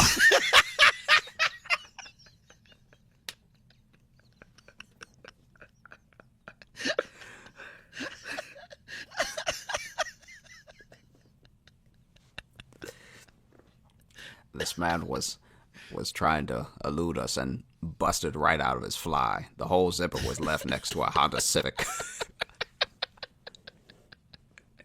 So now you got this man like trying to hold his pants up, running through the Illinois State Farm, and like really like barreling past people, like really clotheslining people on the way, just leaving a trail of dead. All right. Like, So the full twist is this is just a scared, clumsy man. He did not mean to kill anyone. This is just a very clumsy man. That's a great argument for the needs to defense, poop. but he was taking some people out. Like, Oh no, I'm saying he's still going away because with that many numbers, even if it's involuntary manslaughter, you're going away for a while. I'm just saying that's the final twist when our detective finally has him cornered. I don't I think. on a cruise ship or something. Well, this is the thing. I think he manages beyond all hope to make it out of the Illinois State Fair, right? Right, Then yeah. he ends up going to Walmart. he's got him cornered in a Walmart bathroom. he's got him cornered at a Walmart bathroom, people running out. Stampeding out of his bathroom, right? Yeah. And then he walks in, he kicks open the stall door, right? Mm-hmm. And in that moment, he's got him dead to rights, gun pointed, everything.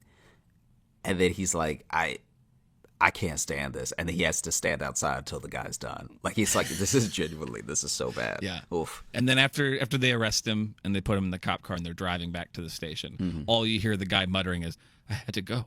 I had to go. I had to go. And then you hear the detective, me too, son. Me too. And then after he's put away in jail, the detective finally gets to go home. He lays his badge on the chief's desk. He goes, I'm done. And he goes home. And then he goes into his house. Takes some Metamucil. Kisses his wife. Goes and he kisses the head of his sleeping son. And he goes down the hall into the bathroom. The door closes. And then we just hear the worst noise. It's like a buzzsaw almost. It's genuinely so bad that he does end up taking a shower after, and he takes one of the Has cop to. showers. You know those cop showers where they like slap the wall?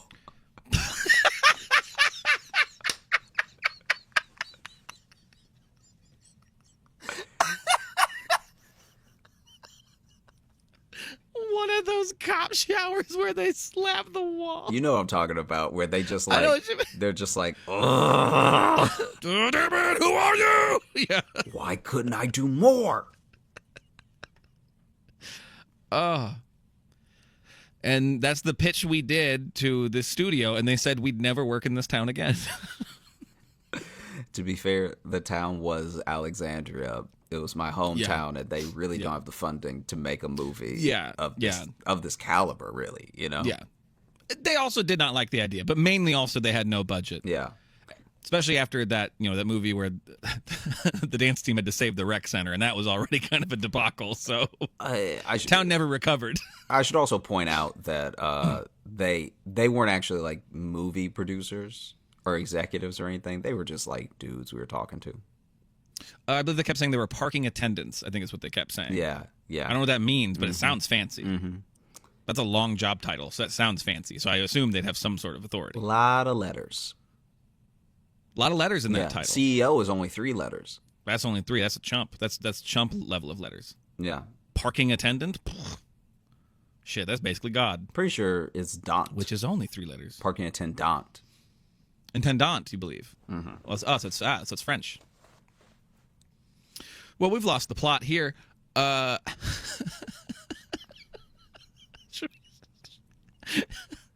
Should we open the mailbag, or are we too shameful? We want to bring our listeners into this.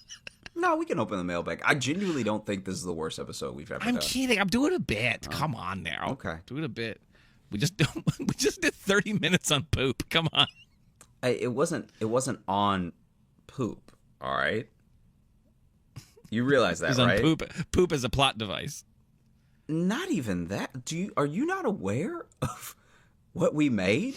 The art that we put together? Are you seriously going to tell me that you don't think what we just did was on par with Along Came a Spider? Well, I think on par with that, yeah. Like, all right. I mean, This is how, listen. No. You know no, me. that's fine. No. I'm not shooting down this. I have to be hard on my ideas to make them better and to push for them to be the best they can be. Because I'm also not just handing this idea over to just some hired gun director who's going to come, some Brett Ratner motherfucker who's going to come in with no heart, no eye, no style of his own. Look, I think that sometimes when you're hard on yourself and it's something that you did with me, it feels like you're being hard with me, and then feel great. It feels like you're not proud of what we made, and that sucks. Gotta be honest with you. Doesn't feel good. Like someone looking at their phone when you're trying to tell a story. I really was good? trying to find this. All right. This one here, I actually want to start with an Instagram message because this also will lead into an email. But speaking of, names of villains, like our skid marks killer, last time we talked about you if you'd become some sort of ice-based supervillain. Mm-hmm. We got a message from Christina on Instagram and said, is it too late to trademark or suggest Josh's villain name be the Punisher? But I feel like that would be my name as your nemesis. Yeah. Right? Yeah. I'd be the one you're trying to take down with your ice powers. Yeah, it's like how Joker always has like a Batman name for Batman and Robin. Right, like yeah. Batsy and Boy Blunder. Like, yeah. I believe, I think we said that the name you settled on was Man with Ice Powers Who Hates Puns, right? So I think it's perfect then that I'm the pun-based super villain or superhero. Listen, I don't think there's no heroes in this. This is just two guys I'm with absolutely superpowers. fine with there being no heroes. Two guys with superpowers who are just making a fucking problem for the city. There's another movie. No one's done that one yet. Mm-hmm. No one's good, no one's bad. It's these two guys just hate each other, and it's inconvenient for the entirety of this metropolitan city. Mm-hmm. Cool. This one here, this is from Corey. This is an email, and the title of this one is Josh Supervillain Name. Kind of on the same theme here. Hey, guys, love the show. I thought of the perfect name, perfect supervillain name for Josh. The Pun Ice Sure. I await my icy death at Josh's hands. Oh, I think I may have pulled a muscle because that one was a reach.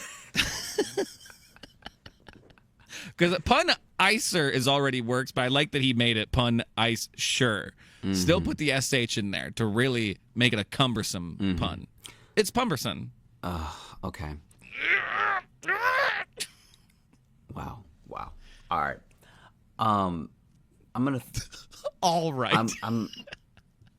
I want to do something that we rarely do, and I'll take full responsibility for keeping up with this. Okay. Okay. And I don't know what's gonna happen right now. By the way, to be honest with the audience, I have no idea what you're about to propose. I'm gonna take full responsibility, and I will admit that I don't know how we will keep up, but I feel like this is something where if any listener is inclined to write in, sure, and use the subject title, so we have to know, or else it'll get lost. Use the subject title Porta Potty Sequel. I want to hear from you, the listener, what you think happens next in this trilogy. All right. What do you think happens to our cop? Does our villain escape prison? You know? Is there a copycat? Is there a copycat? Or copy crap? Is this person's son going to take up the mantle of the bad guts that lead to the unchecked crime and chaos that terrorizes America? Who is the next set of warm cheeks to sit on this throne? Mm-hmm. So, I want to hear from you what you think happens next, because I personally had a great time doing this. I think it's very funny. I think it's a good time. And I'll even extend an olive branch and apologize to anybody who didn't like it. This is not what the show is going to become. Even I may just read them for me. Who knows? But if I could have a request to keep these outlines fairly succinct. Don't, because we get some long ass emails, and I'm worried I'm going to get like a full script treatment. Yeah. For this just sequel. Remember that what you send us will not get made. It will not get made. And if I get bored, I'm going to stop reading it. I really needed this. And so once again, I hope that even if this was much like our killer, Josh had to expel some demons. I really hope that even if this is not your thing, you enjoyed it, because it's all in good fun. Yes, I also had a great time. I was just goofing. I was goofing, Josh, like I do on the show, and you were on brand and hating my goofing. But But I'm telling you now, this is not what the show will become. But I do want to revisit it at some point. So your wrap-up thoughts are, I'm sorry, we won't do it again, but we're definitely going to do it again. Yeah. Perfect. I love that. I think that's a great. I feel like that's very Summation. reasonable. I think it's reasonable. Yeah. You know, we do this every week. Uh-huh. Who knows? Who knows what stories need to be told? Yeah. Yeah.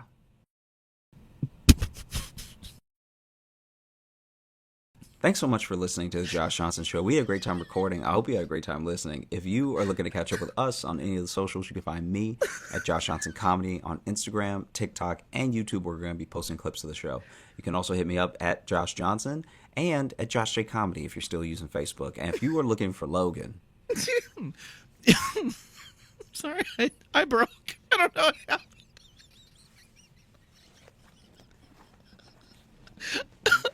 It was just you going, yeah. It's just like you had just come down from a weird high. You can follow me on Instagram at Logan M. Nielsen, and if you want to get into the mailbag and send us your proposed sequels to Porta Potty, A True Crime Story, you can email us, joshjohnsonshow@gmail.com. You can also leave us a 5-star review on Apple Podcasts. Also, if you want bonus content, like a potential trailer we'll put out for Porta Potty. That's probably not going to happen. But we have a bunch of special content on Patreon, patreon.com/Josh Johnson Show. We have bonus podcasts there. We have video content. We have replays of our virtual live shows that we do every month. We'll probably be announcing our one for November pretty soon. I don't think we've scheduled it as of this recording yet, but keep an eye out for that. We do have some live shows coming up. We will be in Minneapolis at Acme Comedy Club November, what is that, the 14th or something? 17th. Yeah, 17th through the 19th. Yeah. 17th through the 19th. We'll be there for that. I'm very excited about that. I'm going to speak for Josh and say he is too. He's giddy with joy. Super excited. I Huh? am. Yeah, I know. We had a Me too. great time I'm last into it. time. And I didn't even perform when I came up. I just came up and see you. Yeah. So this will be fun. We get to spend the weekend performing up there. And I'm excited because I don't have to fly anywhere for that one. I get to just drive up. That's only a couple hours away. Wait, you didn't do the show last time? No, I just came up to see you, remember? Oh, okay. No, I just remember We you were doing we the recorded at the hotel, That's except for we did what the it episode about was. you going to the mall. But Yep. so I came up for the day. show. Mm-hmm. That's what But it no, was. so we get to work there for 3 nights. I believe 5 shows total, I believe. Mm. Right? Isn't it? Yep. Dope. It's going to be a good time. I'm very excited for that. Well, hit us up with your sequels. If I will say this is a thing that I think is maybe worth it, and I will read them. All right. So you don't. No, you won't. No. I will read them. I'll make time to read them. Right. Okay. If it is wild enough, I think we should do it. Like a little. What do you mean, little do snippet of it on the show. If it's good enough, if it's like funny enough, we should just take a little time to be like, do it. When you say do it, you mean read the email, or do you mean Like I do like a reading? do like a reading of it. So now at this point, now we're asking for scripts now. Not a full script. No. It's Okay. just when you read it, I think that it's different to just read what someone wrote, like might happen, and then to perform it. Sure. Okay. Yeah. It's going to be poop based. My request would be please put in as many puns as you possibly can, especially if Josh is reading them. Okay, thanks for listening, everybody. All right.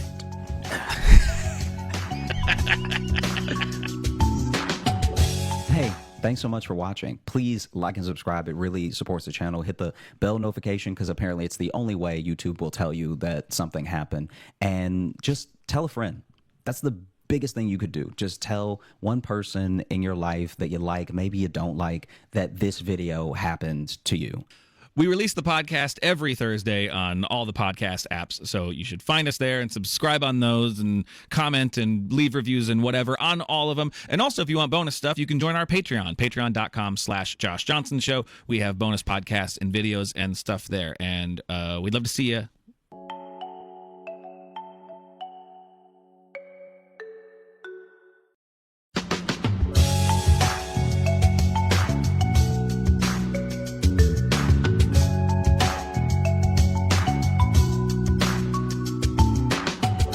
Welcome to the Josh Johnson Show. I'm Josh Johnson, joined by my co-host, fellow stand-up comedian Logan Nielsen. Logan, how you doing, buddy? I am doing all right, man. How are you? I'm doing okay, man. I did a school show at a school last night, and it was really good.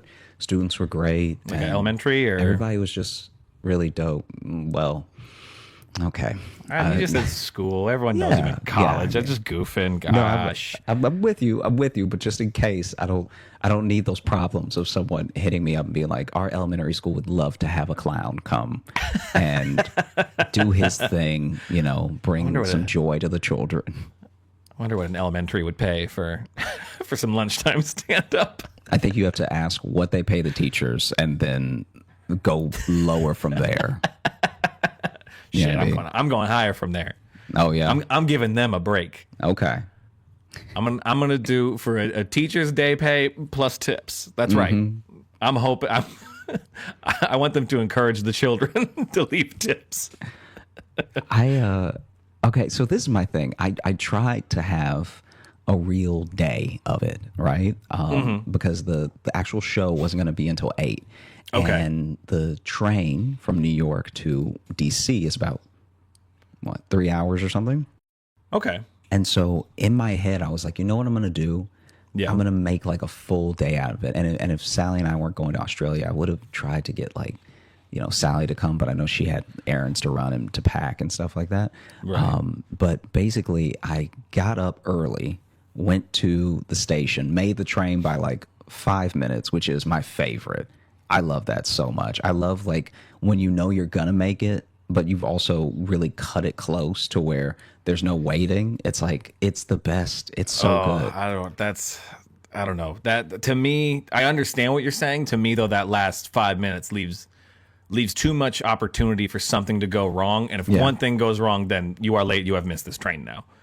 It's kind of how I feel. I mean, the Amtrak is less so. I've had less trouble with it. Like if you show up, if you cut it close, but you know what it is? I don't know. This is my thing. So I left. It takes 30 minutes to get there, and then probably another 10 to get to my track from where I got off at the train. So 40 minutes total, and I left with about an hour to get there. So I had this 20-minute pad, right? And at one point the train was stopped, and at another point I was like, should I get some snacks? Should I not? And so it wasn't a 5 minutes of desperation. It was a 5 minutes of by the time I sat down in my seat, there were still 5 minutes before the train took off. So when I say to spare, I don't mean I almost missed it. I probably made it by 10 minutes.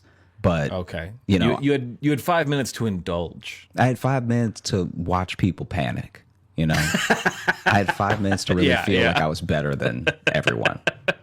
I'm here so early. Yeah. And didn't I plan ahead like a good boy? And the train ride over, because I mentioned this when we were doing our virtual live show for the patrons and stuff. That we just did, by the way. And we do every month. Mm-hmm. Come on through. Here's a little ad, huh? There you go. And sure enough, my man, this is, okay. So I ended up sitting facing the other direction that we were traveling, right? Because you know how the way that the seats are set up, you can sit facing forward or facing back. And some people don't like to face back because it makes them dizzy and stuff, I am one of those people. Yeah. And depending on the mood. Anyway, sorry, didn't mean to interrupt. No, you're good. But I'm facing backwards, and I don't mind. It's fine. I've never actually I've been very blessed where I don't get dizzy easily. It takes a lot for me to get dizzy, even though I'm an easy faint. So like I'm either awake or I'm not. Oh, see, and then I'm an easy dizzy, hard faint. Okay, wow. If you put us together, we make one awake person. Or one horribly vulnerable person. Yeah. Someone who is both spinning and asleep. Yeah. Yeah. Just either one very healthy person or one very sick person. Yeah. A lot of head injuries from all the falling. And so where I'm sitting, I have a clear shot at the bathroom, which in my mind is going to be a problem. Like there was some chance to move because whenever you're leaving New York, I can't remember what the first stop is, but I think the first stop is still New York. So I guess if you ever wanted to steal like a whole ride, you could probably get away with it because they don't start checking tickets until you're actually headed to So you're in Jersey, right? Jersey. Yeah. Yeah. And so I'm on the train for an easy like 9 minutes with one stop before they actually start checking me and stuff. And once they check you, I don't know what the process is if you can move and just bring your ticket with you that they put at your seat, but I don't like to, just in case, conductor passes by and it's like, I don't remember you. Where's that ticket from? And then I gotta be like, it's from you, bro. Please remember me. I know there's a whole train and you do this like your entire day for 10 hours, but please remember me, right? That is a weird, like, the only times I'd ever ridden Amtrak, it's only been a handful of times, so it's like a thing I don't do often enough. I always get nervous that, like, I'm going to fuck up something with just handing them the thing or scanning. Now you can just scan on the phone. And I did that last time, like, oh, but surely still, something will be wrong. Mm-hmm. Because they usually put, like, the little ticket above you, and I'm like, well, what if that falls? And they're going to be like, you got to get off. Yeah. I always have a little panic for that. Yeah. And it's the oldest form of transportation I use. It's also because I don't ride horses. Even if something really bad happened and they didn't remember you and your ticket fell and it went under a seat and all they still want to take your money. So they would still let you buy another ticket that would probably only be more affordable now that you're closer. And it might just be like, whatever you have in your pockets. And we'll let you stay on this train. Listen, if you want to stay on this train, you're going to have to pay us $19 because we are almost at your destination. Yeah. By the way, sorry if you're hearing a lot of clacking and walking around. My dog's getting restless. I won't dig into this next. We're talking about trains. And you know I love talking about trains. But she just had surgery. So I brought all my gear upstairs to hang out with her. But she walks around and it's all hardwood floor up here. So you can probably hear clickety clack of beagles walking around on my mic here. So anyway, so that's why I'm looking around. I'm darting around like someone sneaking up on me, but I'm just trying to keep track of my healing canine. Anyway, sorry. Go ahead. Trains. Yeah. Heal up, Maddie. All right. Prayers up. Okay. Bro, she's got some gnarly scars. She got cut up. Jeez. Oh my gosh. I mean, they had to, I guess, sorry, we are talking about it now, but she had a big old tumor on her side. She had to get cut out. When they even said, too, like, it had grown enough that some muscle had gotten intertwined with it, which was okay. They could easily do that. But they said when it heals, there's a good chance she'll just have a divot. That she'll have a little golf fairway divot in her side where she got a little speed bump. I'm excited for you to take Maddie to a dog park and just her talking to the other dogs and being like, so were you in Nam or what happened? Like, bro, she's been through some shit. Because she had 3 different bladder surgeries. I mean, years ago. Mm-hmm. She's had this lump we got removed. She had it removed 4 years ago. Mm-hmm. And they said it might grow back, and it did. And then she had a second one in her neck that we took out too. And we also took off a cyst on her back that had gotten bigger. That one wasn't cancerous, but they're like, hey, if we got her under. So she's just got a big old, like, her whole back is shaved in like a weird like jigsaw puzzle, basically. Yeah. And then her neck shaved to it. I was telling you before we got on mic, like, it's hard because then we can't really put a cone on her because then it will rub against the one on her neck, and also she could still scratch that with her foot. Mm-hmm. So I've just been putting shirts on my dog, and she doesn't really like wearing shirts. So I do get a lot of stares. There's a lot of just staring at me. Yeah. Of like, what have you done? Yeah. What have you done to my life? You know this isn't right. Yeah, this isn't right. I don't like it. Mm-hmm. I'll tell you, did you see the picture? I'm going to send it to you right now. Did you see the picture when I first got her home? I posted it on Instagram. You'll just appreciate the fucking look she's given me. I'm going to text it to you right now. Because I've never seen a dog be like, why so much in a picture? Just look at this fucking demon stare that she gives me. Oh, you guys send that to the people. You gotta put that in the show notes. It's on my Instagram. If you go to my Instagram, you'll see it. But it is a I will destroy you stare. Wow, I've never heard a dog curse before, but she is right now in my head when I look at that picture. Well, it's because we picked her up for having her gone all day and then immediately put a shirt on her. And she's like, first you do this, and now I got to wear clothes, which you know I fucking don't like. Yeah. This whole day has been unnatural. And I used to be a wolf. Yeah. I just assume they think that anytime we do anything dumb to them, they just, in their heads, go, I used to hunt. I like the idea that there's like Hotep dogs that are like, see, what happened was the white man, because we used to be wolves, right? And then the white man came along and tried to get us to push him, to pull him, to push him in his work. So then his work became our work. All right. You hear me? Do you hear me? Do you hear me? All right. So I'm not doing what when he says sit, I stand. When he says stay, I go. All right. I'm not really about that. Okay. And best believe anybody step to me, he can get bit. All right. You're going to have to put me down. But if you put me down, best believe you won't put all of us down. They'll never put all of us down. We didn't land in the dog park. Dog park landed on us. Let me tell you something right now, because that's the thing with dogs as well, where anytime people act like they've been the deciding factor in the full change in the dog's life, I'm like, all right, yeah, but as an animal, it was going to get along on its own, like in some form. You know what I mean? Like for every breed outside of the breeds that we've completely made up, you know, there's a couple ones with the snouts that can't breathe, and we did that. That was us. Yeah. You know what I mean? Yeah. I think everything else though, we ruined them. like anytime you see a dog that's like deeply, and especially as a puppy, I'm talking about like puppies, deeply out of shape, that was you.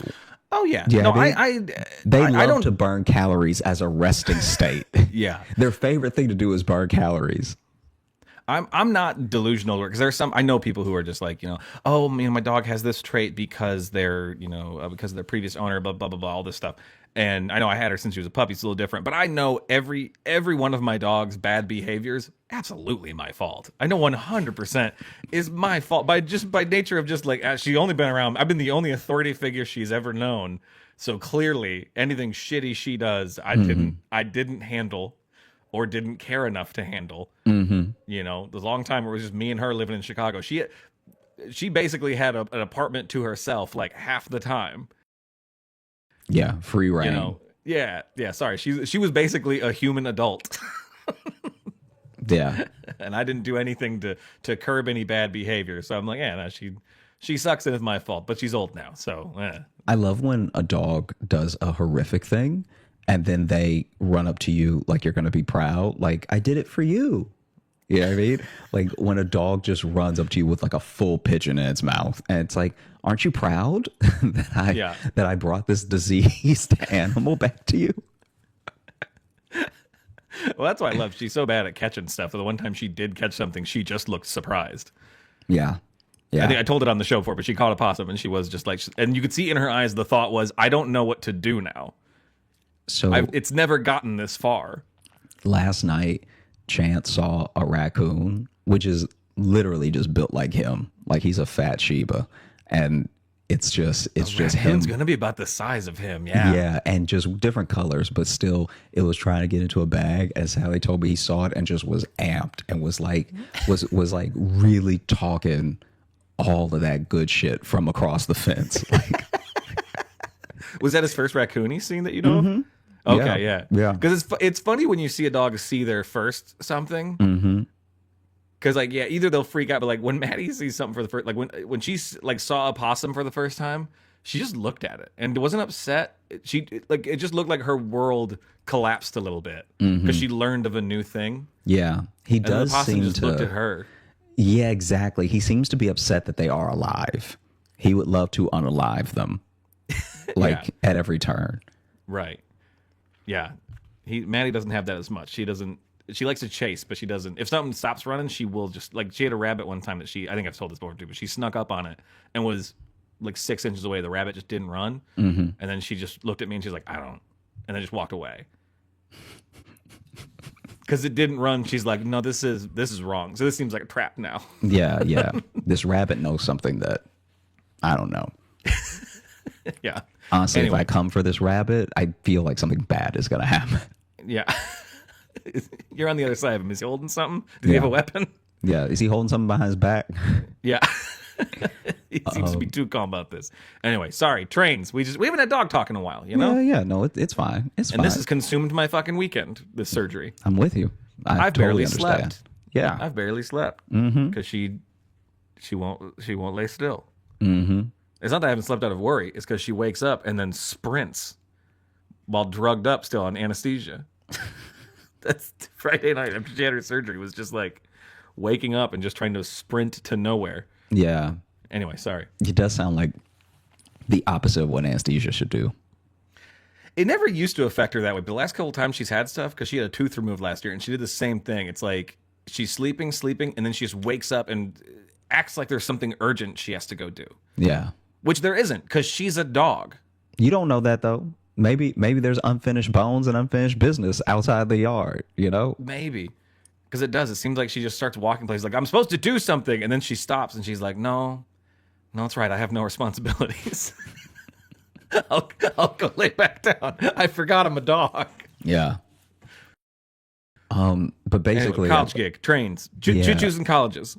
I was seated diagonal from the bathroom, which I knew was probably going to be a problem.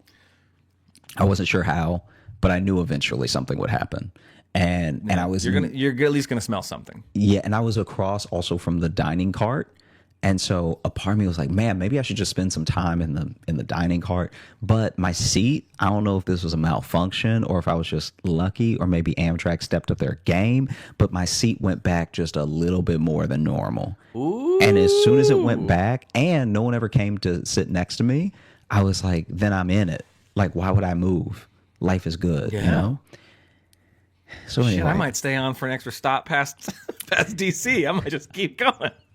Maybe I'll end up in Virginia. I don't care.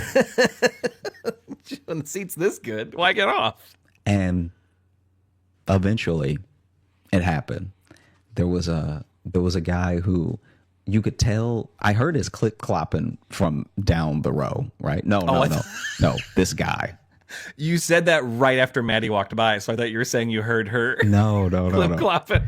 This dude, I don't know what type of nice shoes he had on, but they were the fanciest flip flops I've ever heard that were dress shoes. Because it was like, I've pop, got a pop, tap pop, pop. recital. Yeah. It was legitimately like, how are these shoes making this much noise? And then he's running down the aisle, and you can tell he's trying to hold it together, but he gets to the bathroom and someone's in there. And the impatience, because where the seats are, there is the handicap seating, right? Right. And so that means that since there's no one there in a wheelchair or anything, there's just room. And so he's pacing.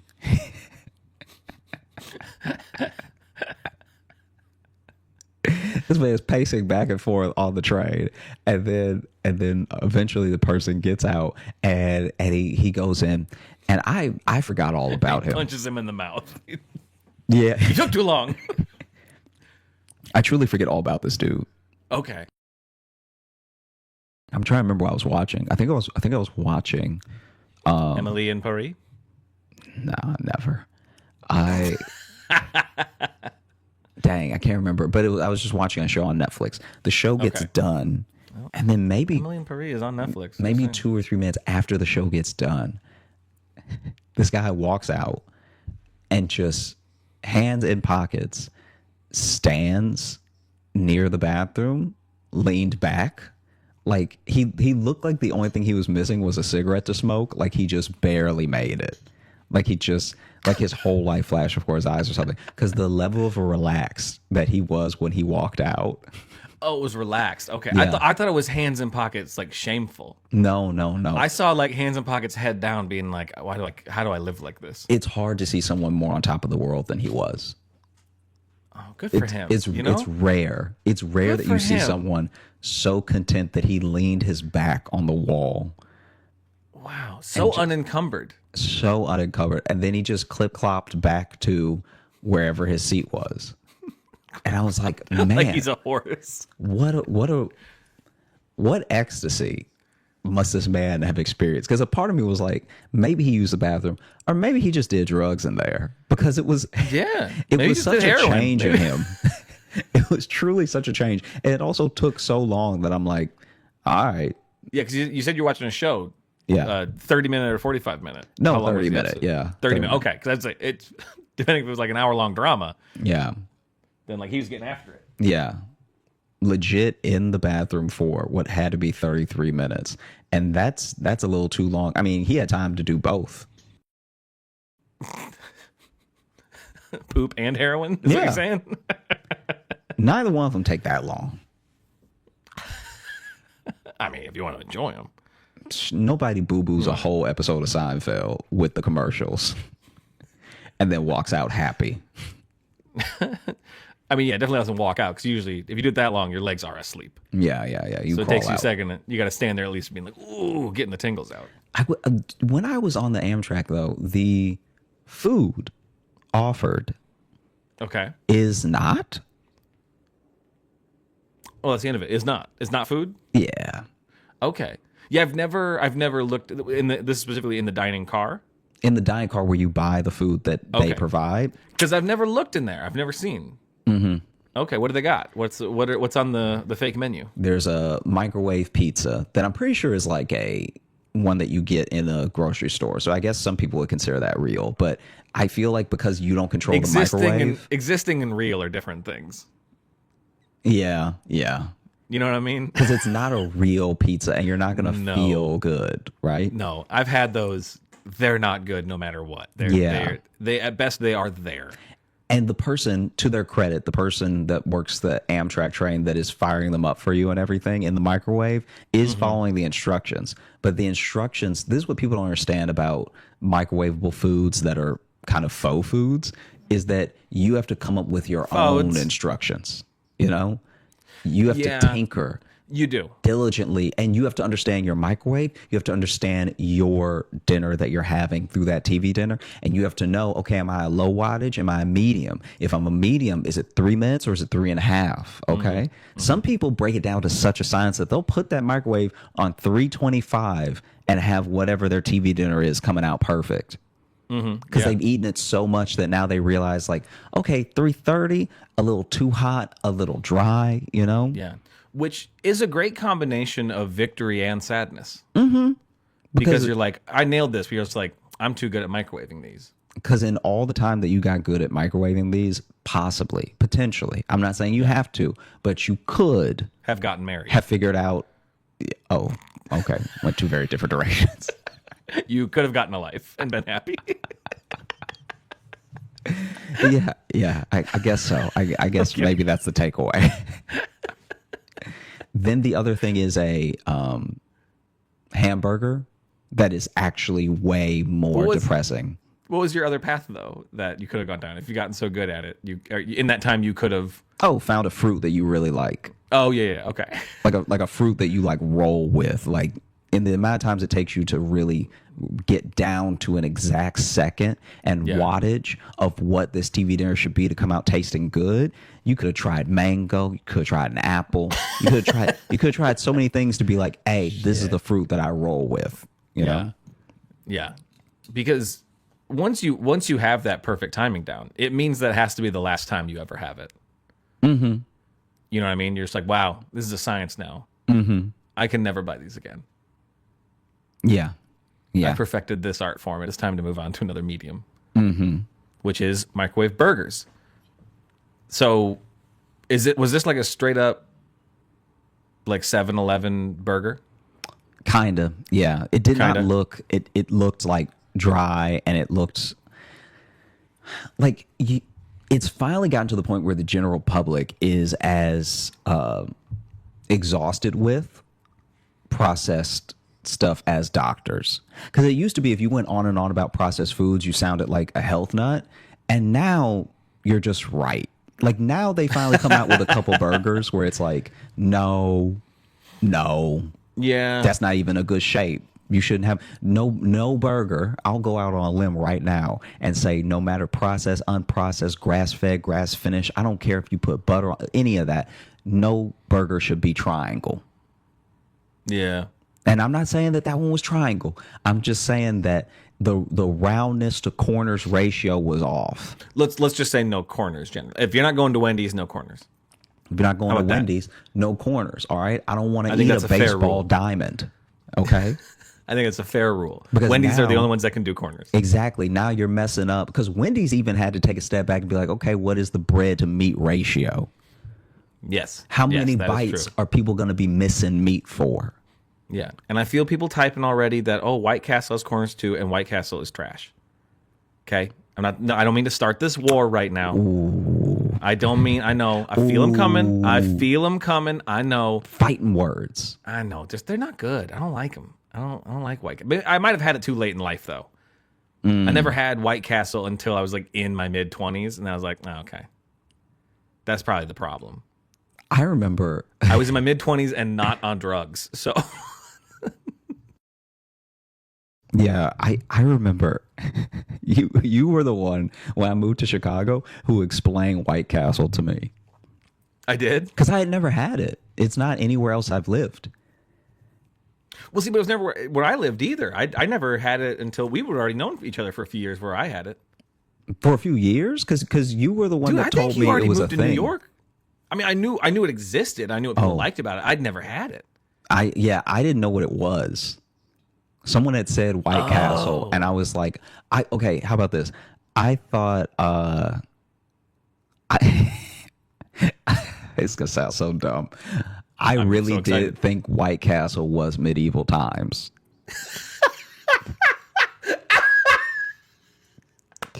Cause it felt like it said it all right there. Like it was like white people in a castle. No, I mean, you're not wrong. And so- Medieval times is White Castle. Yeah, I was like, all right, that's like what Yeah. white people will do. Sometimes they'll go to the Yeah. medieval thing, and it's. Yeah. I didn't know they It's- put the name on the head like that, and then No, but a bunch of honky improvisers love to go to to medieval times for a birthday. They go all out for White Castle. and you were the one that that told me that it was Little Burgers, and I played it off like I didn't ever think that. It was Little Burgers.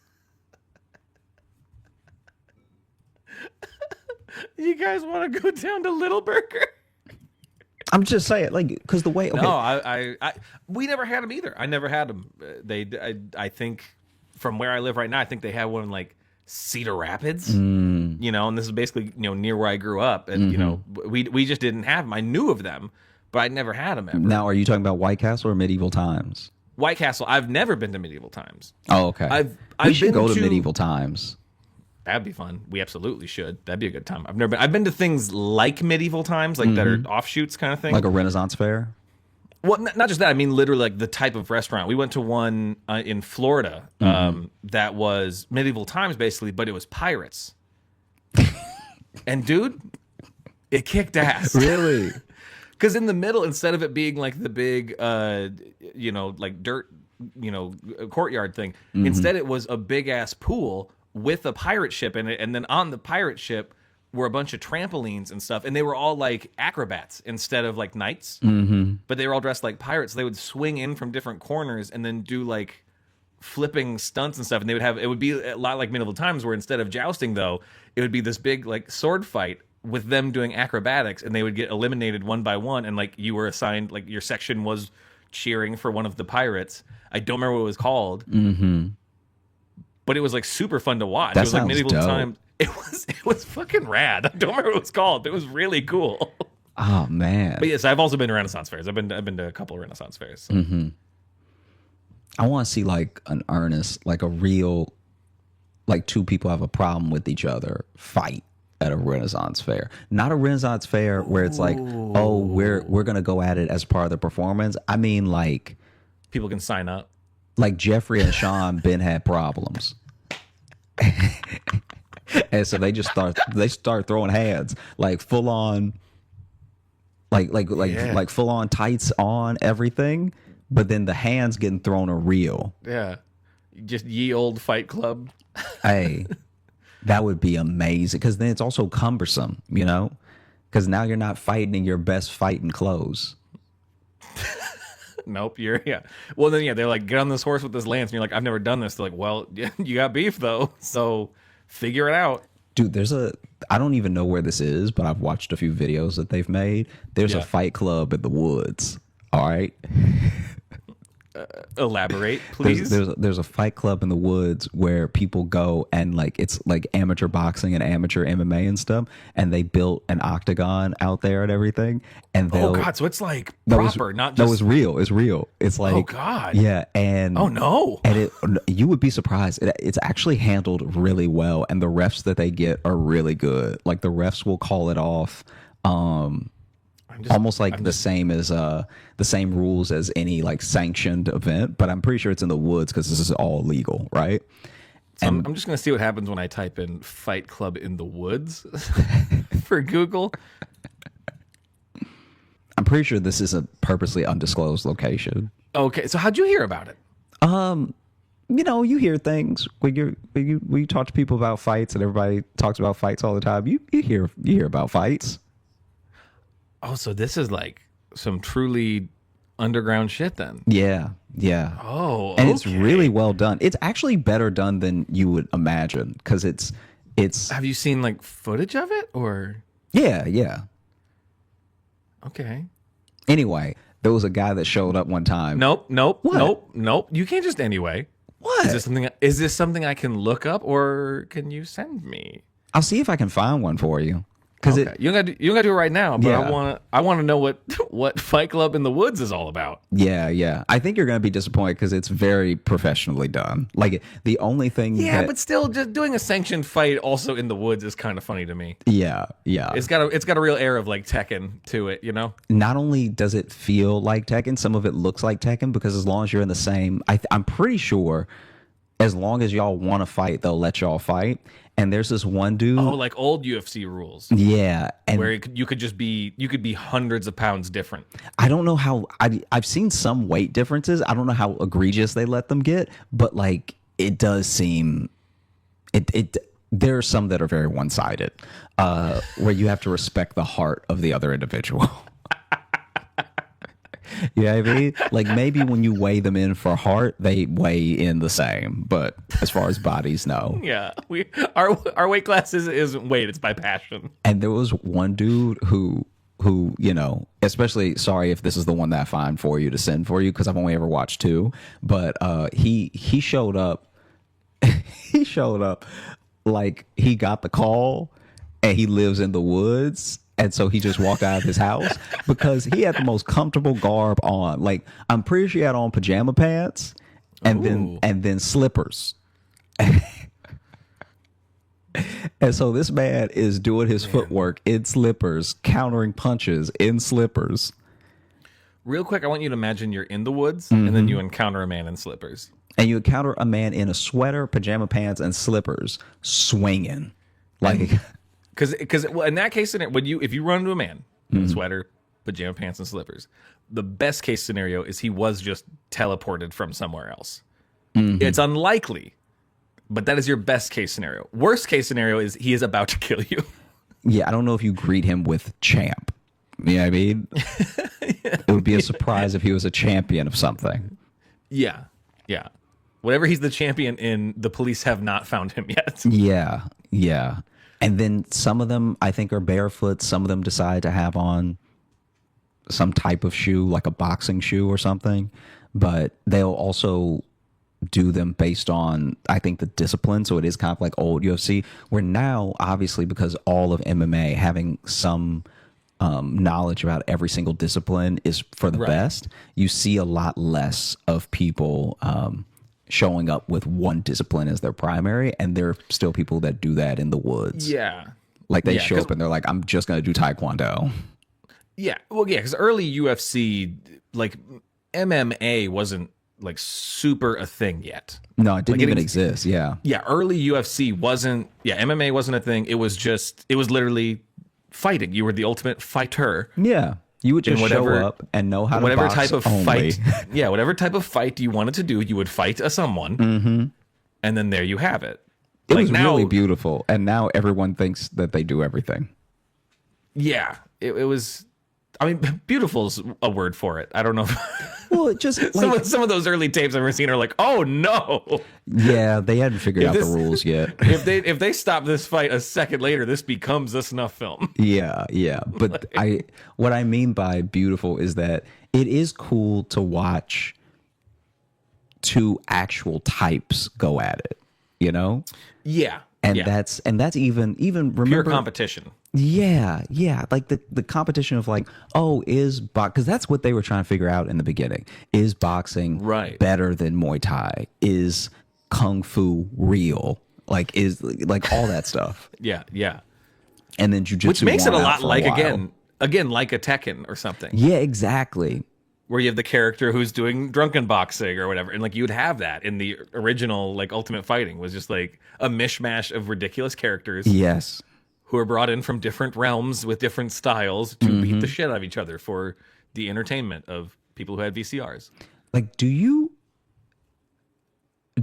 play Tekken growing up? No, not really. I played more Mortal Kombat or Street Fighter. Didn't play a lot of Tekken. Oh man. Okay.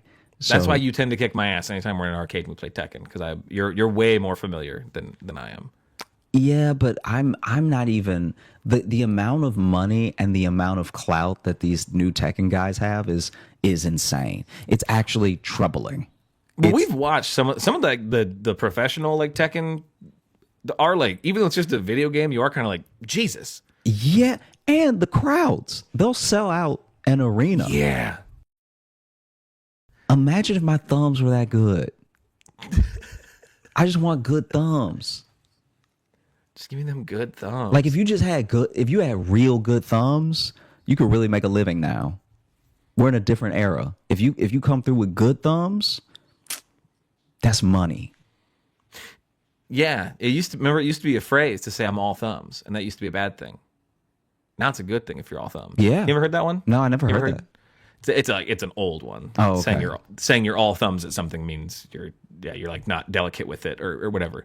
It's an old timey phrase. But now, yeah, but now if Shit, I'm if you're all all thumbs thumbs? at Fortnite, if I'm all thumbs at Tekken, if I'm all thumbs at Street Fighter, if I'm all thumbs, I'm a millionaire YouTuber. If I'm all thumbs, I got a golden thumb. can we start a streaming channel called All Thumbs? I mean, it probably would be pretty great. I think that'd be great. That'd be very fun. And we could do even like the old games because you forget how, man, people who made games back in the day, so like Namco, Sega, all these places that made games back in the day didn't give a damn about kids. No. All those games were so hard. Like, so fucking hard. Like so hard. Past level 3, they were like unplayable. They just wanted your quarters. Yeah. They didn't want you to have a good time. They wanted your quarters. It was a shakedown. It was kind of being held upside down by your ankles. Yeah. Is what some of those games were. Which I meant to text you actually, speaking of old games. The Nintendo Switch, which we play every now and then, we're together on the road. They just added GoldenEye. So I got GoldenEye now for us to. It looks like people about to get popped. Yeah. It's about to our next video game video we make for Patreon is about to be fucking petty. I don't even remember how to play. All slappers. Oh, I'm always bad because it's always, especially the aiming is so horrible in that game. I'm never used to it because I didn't own it when I was a kid, but all my friends had it, so I played it a lot and we get used to it. But it's not one I have a muscle memory for. Oh, I am not all thumbs with GoldenEye. Yeah, in the good way. I'm all thumbs in the bad way. Yeah. It is funny how, do you remember the Nintendo 64 controller and how that was built? Yeah. It felt like a prank. Exactly. It's like looking back on it, there's so much nostalgia for the cartridges and for the controllers and everything. But I remember when I got it for Christmas. Mm-hmm. Maybe I don't know. Maybe I was only a year late, but like I finally got one. I remember that and just being like blown away. And I got like 2 games with it. And I was just like, I was losing my mind. Right. Yeah. And still though, when I was holding it, I was like, this doesn't seem right. This is. Well, there's like 2 different ways to hold it because you have the 3 like prongs. Like some games you kind of need to be in the middle on the thing. The other one you need to be sometimes on 2. I don't know. I always had to relearn how to use that controller every time because I never owned one. Mm-hmm. But you owned an N64? I owned a Nintendo 64, and then I didn't own another gaming system for years because it was just I did not have the money. and finally Yeah. I won a PS2. Oh, we talked about this And on then something. that It was a was- video, I think we did. Yeah, and then that was the last thing that I owned. What'd you win it in? What'd you win a PS2 doing? It was a walk run event or something, and Okay. I got the most signatures for like me doing 3 miles. Or I'm trying to remember what it was, but it was something like that where I needed signatures. I needed people to pledge, $5, $10, whatever. And Yeah. and I just Oh. put in work because in my head I was like, this is the only way that I'm gonna get a PS2 ever. Wow. In my mind, I wasn't even going to grow up and buy my own. I was like, if I ever want one, it It's has now to or be now. never. It has to be this. Yeah. That's an awesome way to get it, though. Yeah. And I remember it was like it was honestly like one of my, when you talk about top 100, because I won't put it in the top 10 because that sounds too sad, but like one of my top 100 favorite memories. Oh, no. That was my Was that camera. your camera turning off? Yeah. But one of my top 100 just favorite memories, period, Yeah. was In the video, we'll just put the wood guy from Tekken Moko Jin. on your half of the video. It'll be that guy. And I brought it home, and I remember it played DVDs, and up until then, my mom and I couldn't watch DVDs because we didn't have a DVD player. Oh, okay. And they were too expensive to buy, and so there were just all these movies that were passing us by. And I remember when my mom was so excited for me and how like happy I was and everything, that I don't remember if I borrowed it or if she bought it. We must have borrowed it because I don't remember watching it. Maybe she bought it. Anyway, we watched Spider-Man on my PS2. Ooh. And my mom was like, "Oh my gosh, this is so cool. Thank you for winning this, Josh." And I was like so proud. I was like, "Oh man, this is the coolest," because it was like even my mom was like, "This is pretty dope." You know what I mean? That's a good story. I like that. Yeah, yeah. That was like, I think that was the thing that really was a turning point where I was like anything to like take care of my mom or anything that my mom needed. I was like, ever like that, like that, and then the So groceries.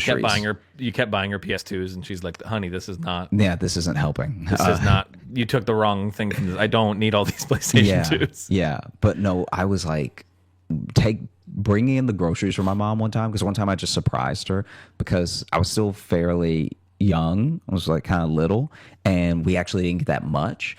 And so she was getting out of the car and opening the door, and when she turned around, I was right behind her with all 4 bags that I could not carry. Like I was just like, "Ah!" Like I was gonna give myself a hernia. And she was like, like it was so heartwarming for her that Yeah. I was like, oh, then I need to do this all the time.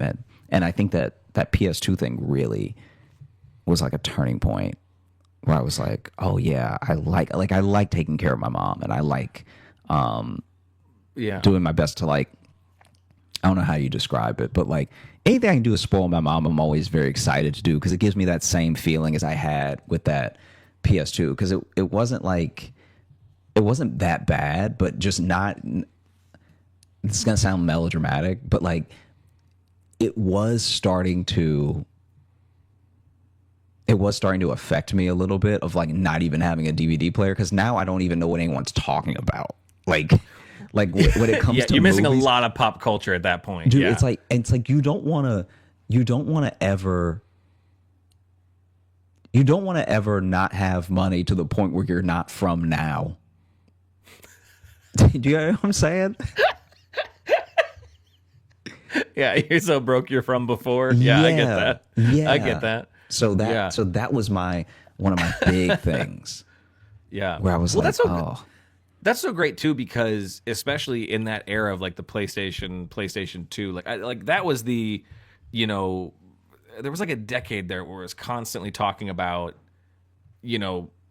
having video game systems like that were ruining children, and there was, putting time limits on it and making sure your kids weren't going to be psychos or whatever. You know what I mean? So the fact that you had the complete opposite experience where your mom was like, this PlayStation 2 fucking rules. Yeah. That's it's really great that you had the opposite experience to that in every way. Yeah, yeah. That your mom was absolutely. like, I'm so glad that you got this. Yeah. Yeah. Because I mean, Tony Hawk Pro Skater. I was playing all of it. I was up on all of it by then. PS2 was a good system. PS2 was a really good system. And it's That was easy. one. Some of my favorite games are still on that system. Yeah, it's easy to get nostalgic over it, but I think genuinely what also makes it great is someone pointed this out to me last month. Actually, it was while we were in Denver. A friend pointed out to me that one of the reasons we hold those games in such high regard is because it was our last time owning games. Like physical copies. you Physical mean? copies, because the thing that could happen, I'm not saying it's will, I'm not saying it's like some conspiracy theorist thing, but I'm just saying like what could actually happen now is that if something happened to like a database or a server or whatever with a gaming system, you might not be able to play a game that you own. Yeah, because especially now, like I'm even behind a little bit because I have a PS4 and not a PS5, and it's like I think I own 3 hard copies, but I own like a shitload of games on it. Like, yeah, if the computer decides I don't get those anymore, that's the decision. And updates. There were no updates. It was like they made a good game and then they put it out. I think it's also that was the perfect generation of where games started getting more, I guess, more specialized. I'm not sure what the right word is, but like they were getting, that's when we started having like the dual stick stuff. Like you started doing, using one to move, one to look around kind of stuff was in that generation. And I realized if you miss that generation, people who didn't play games during that generation and you give them a game now, they freak out. They have no idea how to handle games now. Because I've done that where I didn't realize, like, if you didn't grow up playing games and you try to sit down at a game now as like someone our age, your brain almost can't comprehend it. Yeah. Yeah. And so much of it stems from like that era of console. Mm-hmm. You know what I mean? Absolutely. So it's like if you didn't get used to it, because that's like Jess, even she gets, if anything first person or any game that has a camera that moves, she gets sick if she watches it Yeah. because she didn't play those games then. It's Yeah. like you have to, because I'm like, yeah, why wouldn't you get motion sick? I've just done it for years. Yeah. No, I'm with you. I'm with you.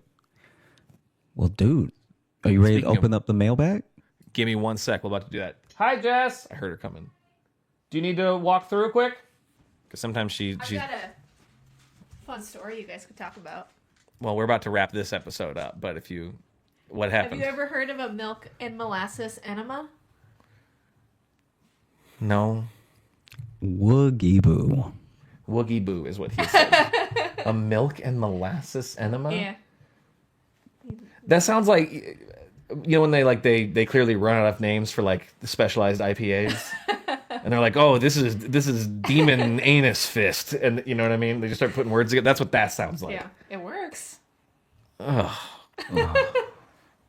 That's what I was cleaning up before I came home. That's what I was cleaning up before I came home, she just said. Okay, thanks for stopping by, hon. You're welcome. I love you. Love you. Your job's gross. I'm glad you do it, but everything's bad about it.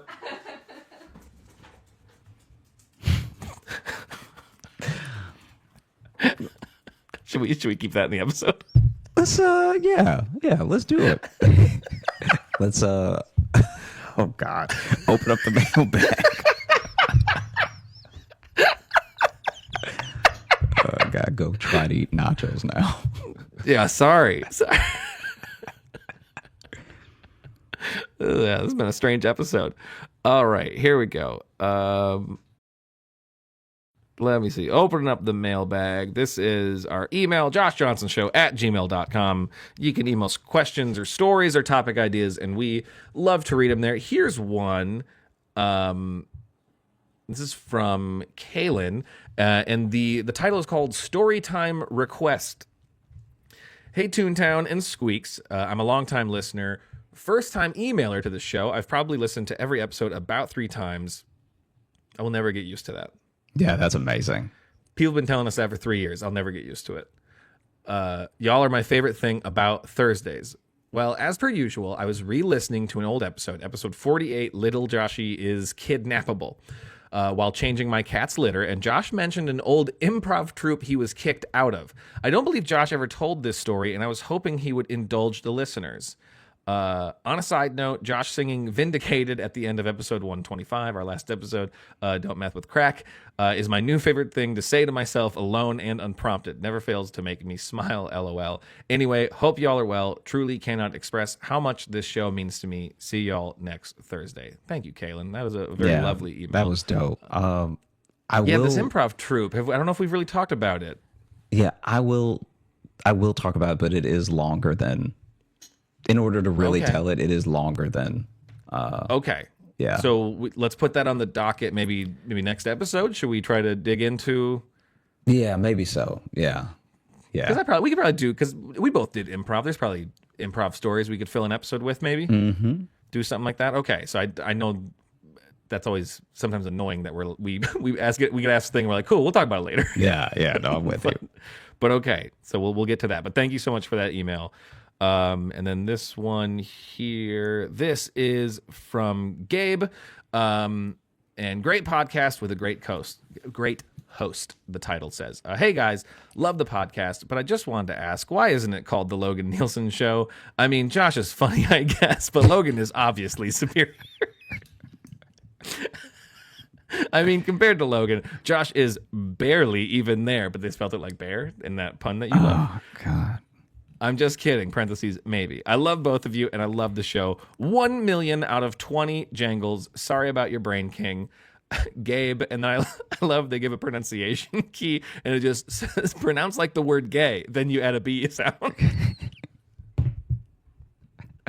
Wow. Thank you, Gabe. I appreciate that, because I know this episode 2 is going to get some hate because I talked a lot, and some people hate that. So some of our listeners are not a fan of me being a part of the show, but so I appreciate that. Yeah, and thank you so much, Gabe. And thank all of you. Thank you for listening to the Josh Johnson Show. We had a great time recording. I hope you had a great time listening. All that I ask of y'all in this episode is, if you enjoy the show, just tell one friend. Just tell a friend about it, so we can hopefully make more people laugh in the new year. Come out every Thursday, wherever you get your podcast. You already know that if you're listening. And if you're looking for Logan... you can follow me on Instagram at Logan M. Nielsen. And if you want bonus stuff that we do, because we make some videos, we do some side podcasts, we do a bunch of goofy stuff over at our Patreon, patreon.com/Josh Johnson Show. And like we mentioned earlier in the episode, we do monthly live shows. So come join us. We tell stories we've never told in the show before. We interact with people and have a generally chaotic time. We literally just finished recording January's before we started recording this. And it was one of the more off the rail ones we've had, I would say. Yeah. It was pretty chaotic, but it's a whole different vibe over on that. And we're touring this year, so keep an eye on all the links are down. We put so many links down there. They all lead to important information. Yeah. How's that? Thank you all so much for listening. I hope you have a great rest of the day, and I hope you have a great weekend. And I hope you have a great trip to Australia, Josh. Thanks, man. Yeah, it's gonna be great. One assumes. I'd like to assume. There's so many spiders there. Don't. Hey, thanks so much for watching. Please like and subscribe. It really supports the channel. Hit the bell notification, because apparently it's the only way YouTube will tell you that something happened. And just tell a friend. That's the biggest thing you could do. Just tell one person in your life that you like, maybe you don't like, that this video happened to you. We release the podcast every Thursday on all the podcast apps, so you should find us there and subscribe on those and comment and leave reviews and whatever on all of them. And also, if you want bonus stuff, you can join our Patreon, patreon.com/Josh Johnson Show. We have bonus podcasts and videos and stuff there, and we'd love to see you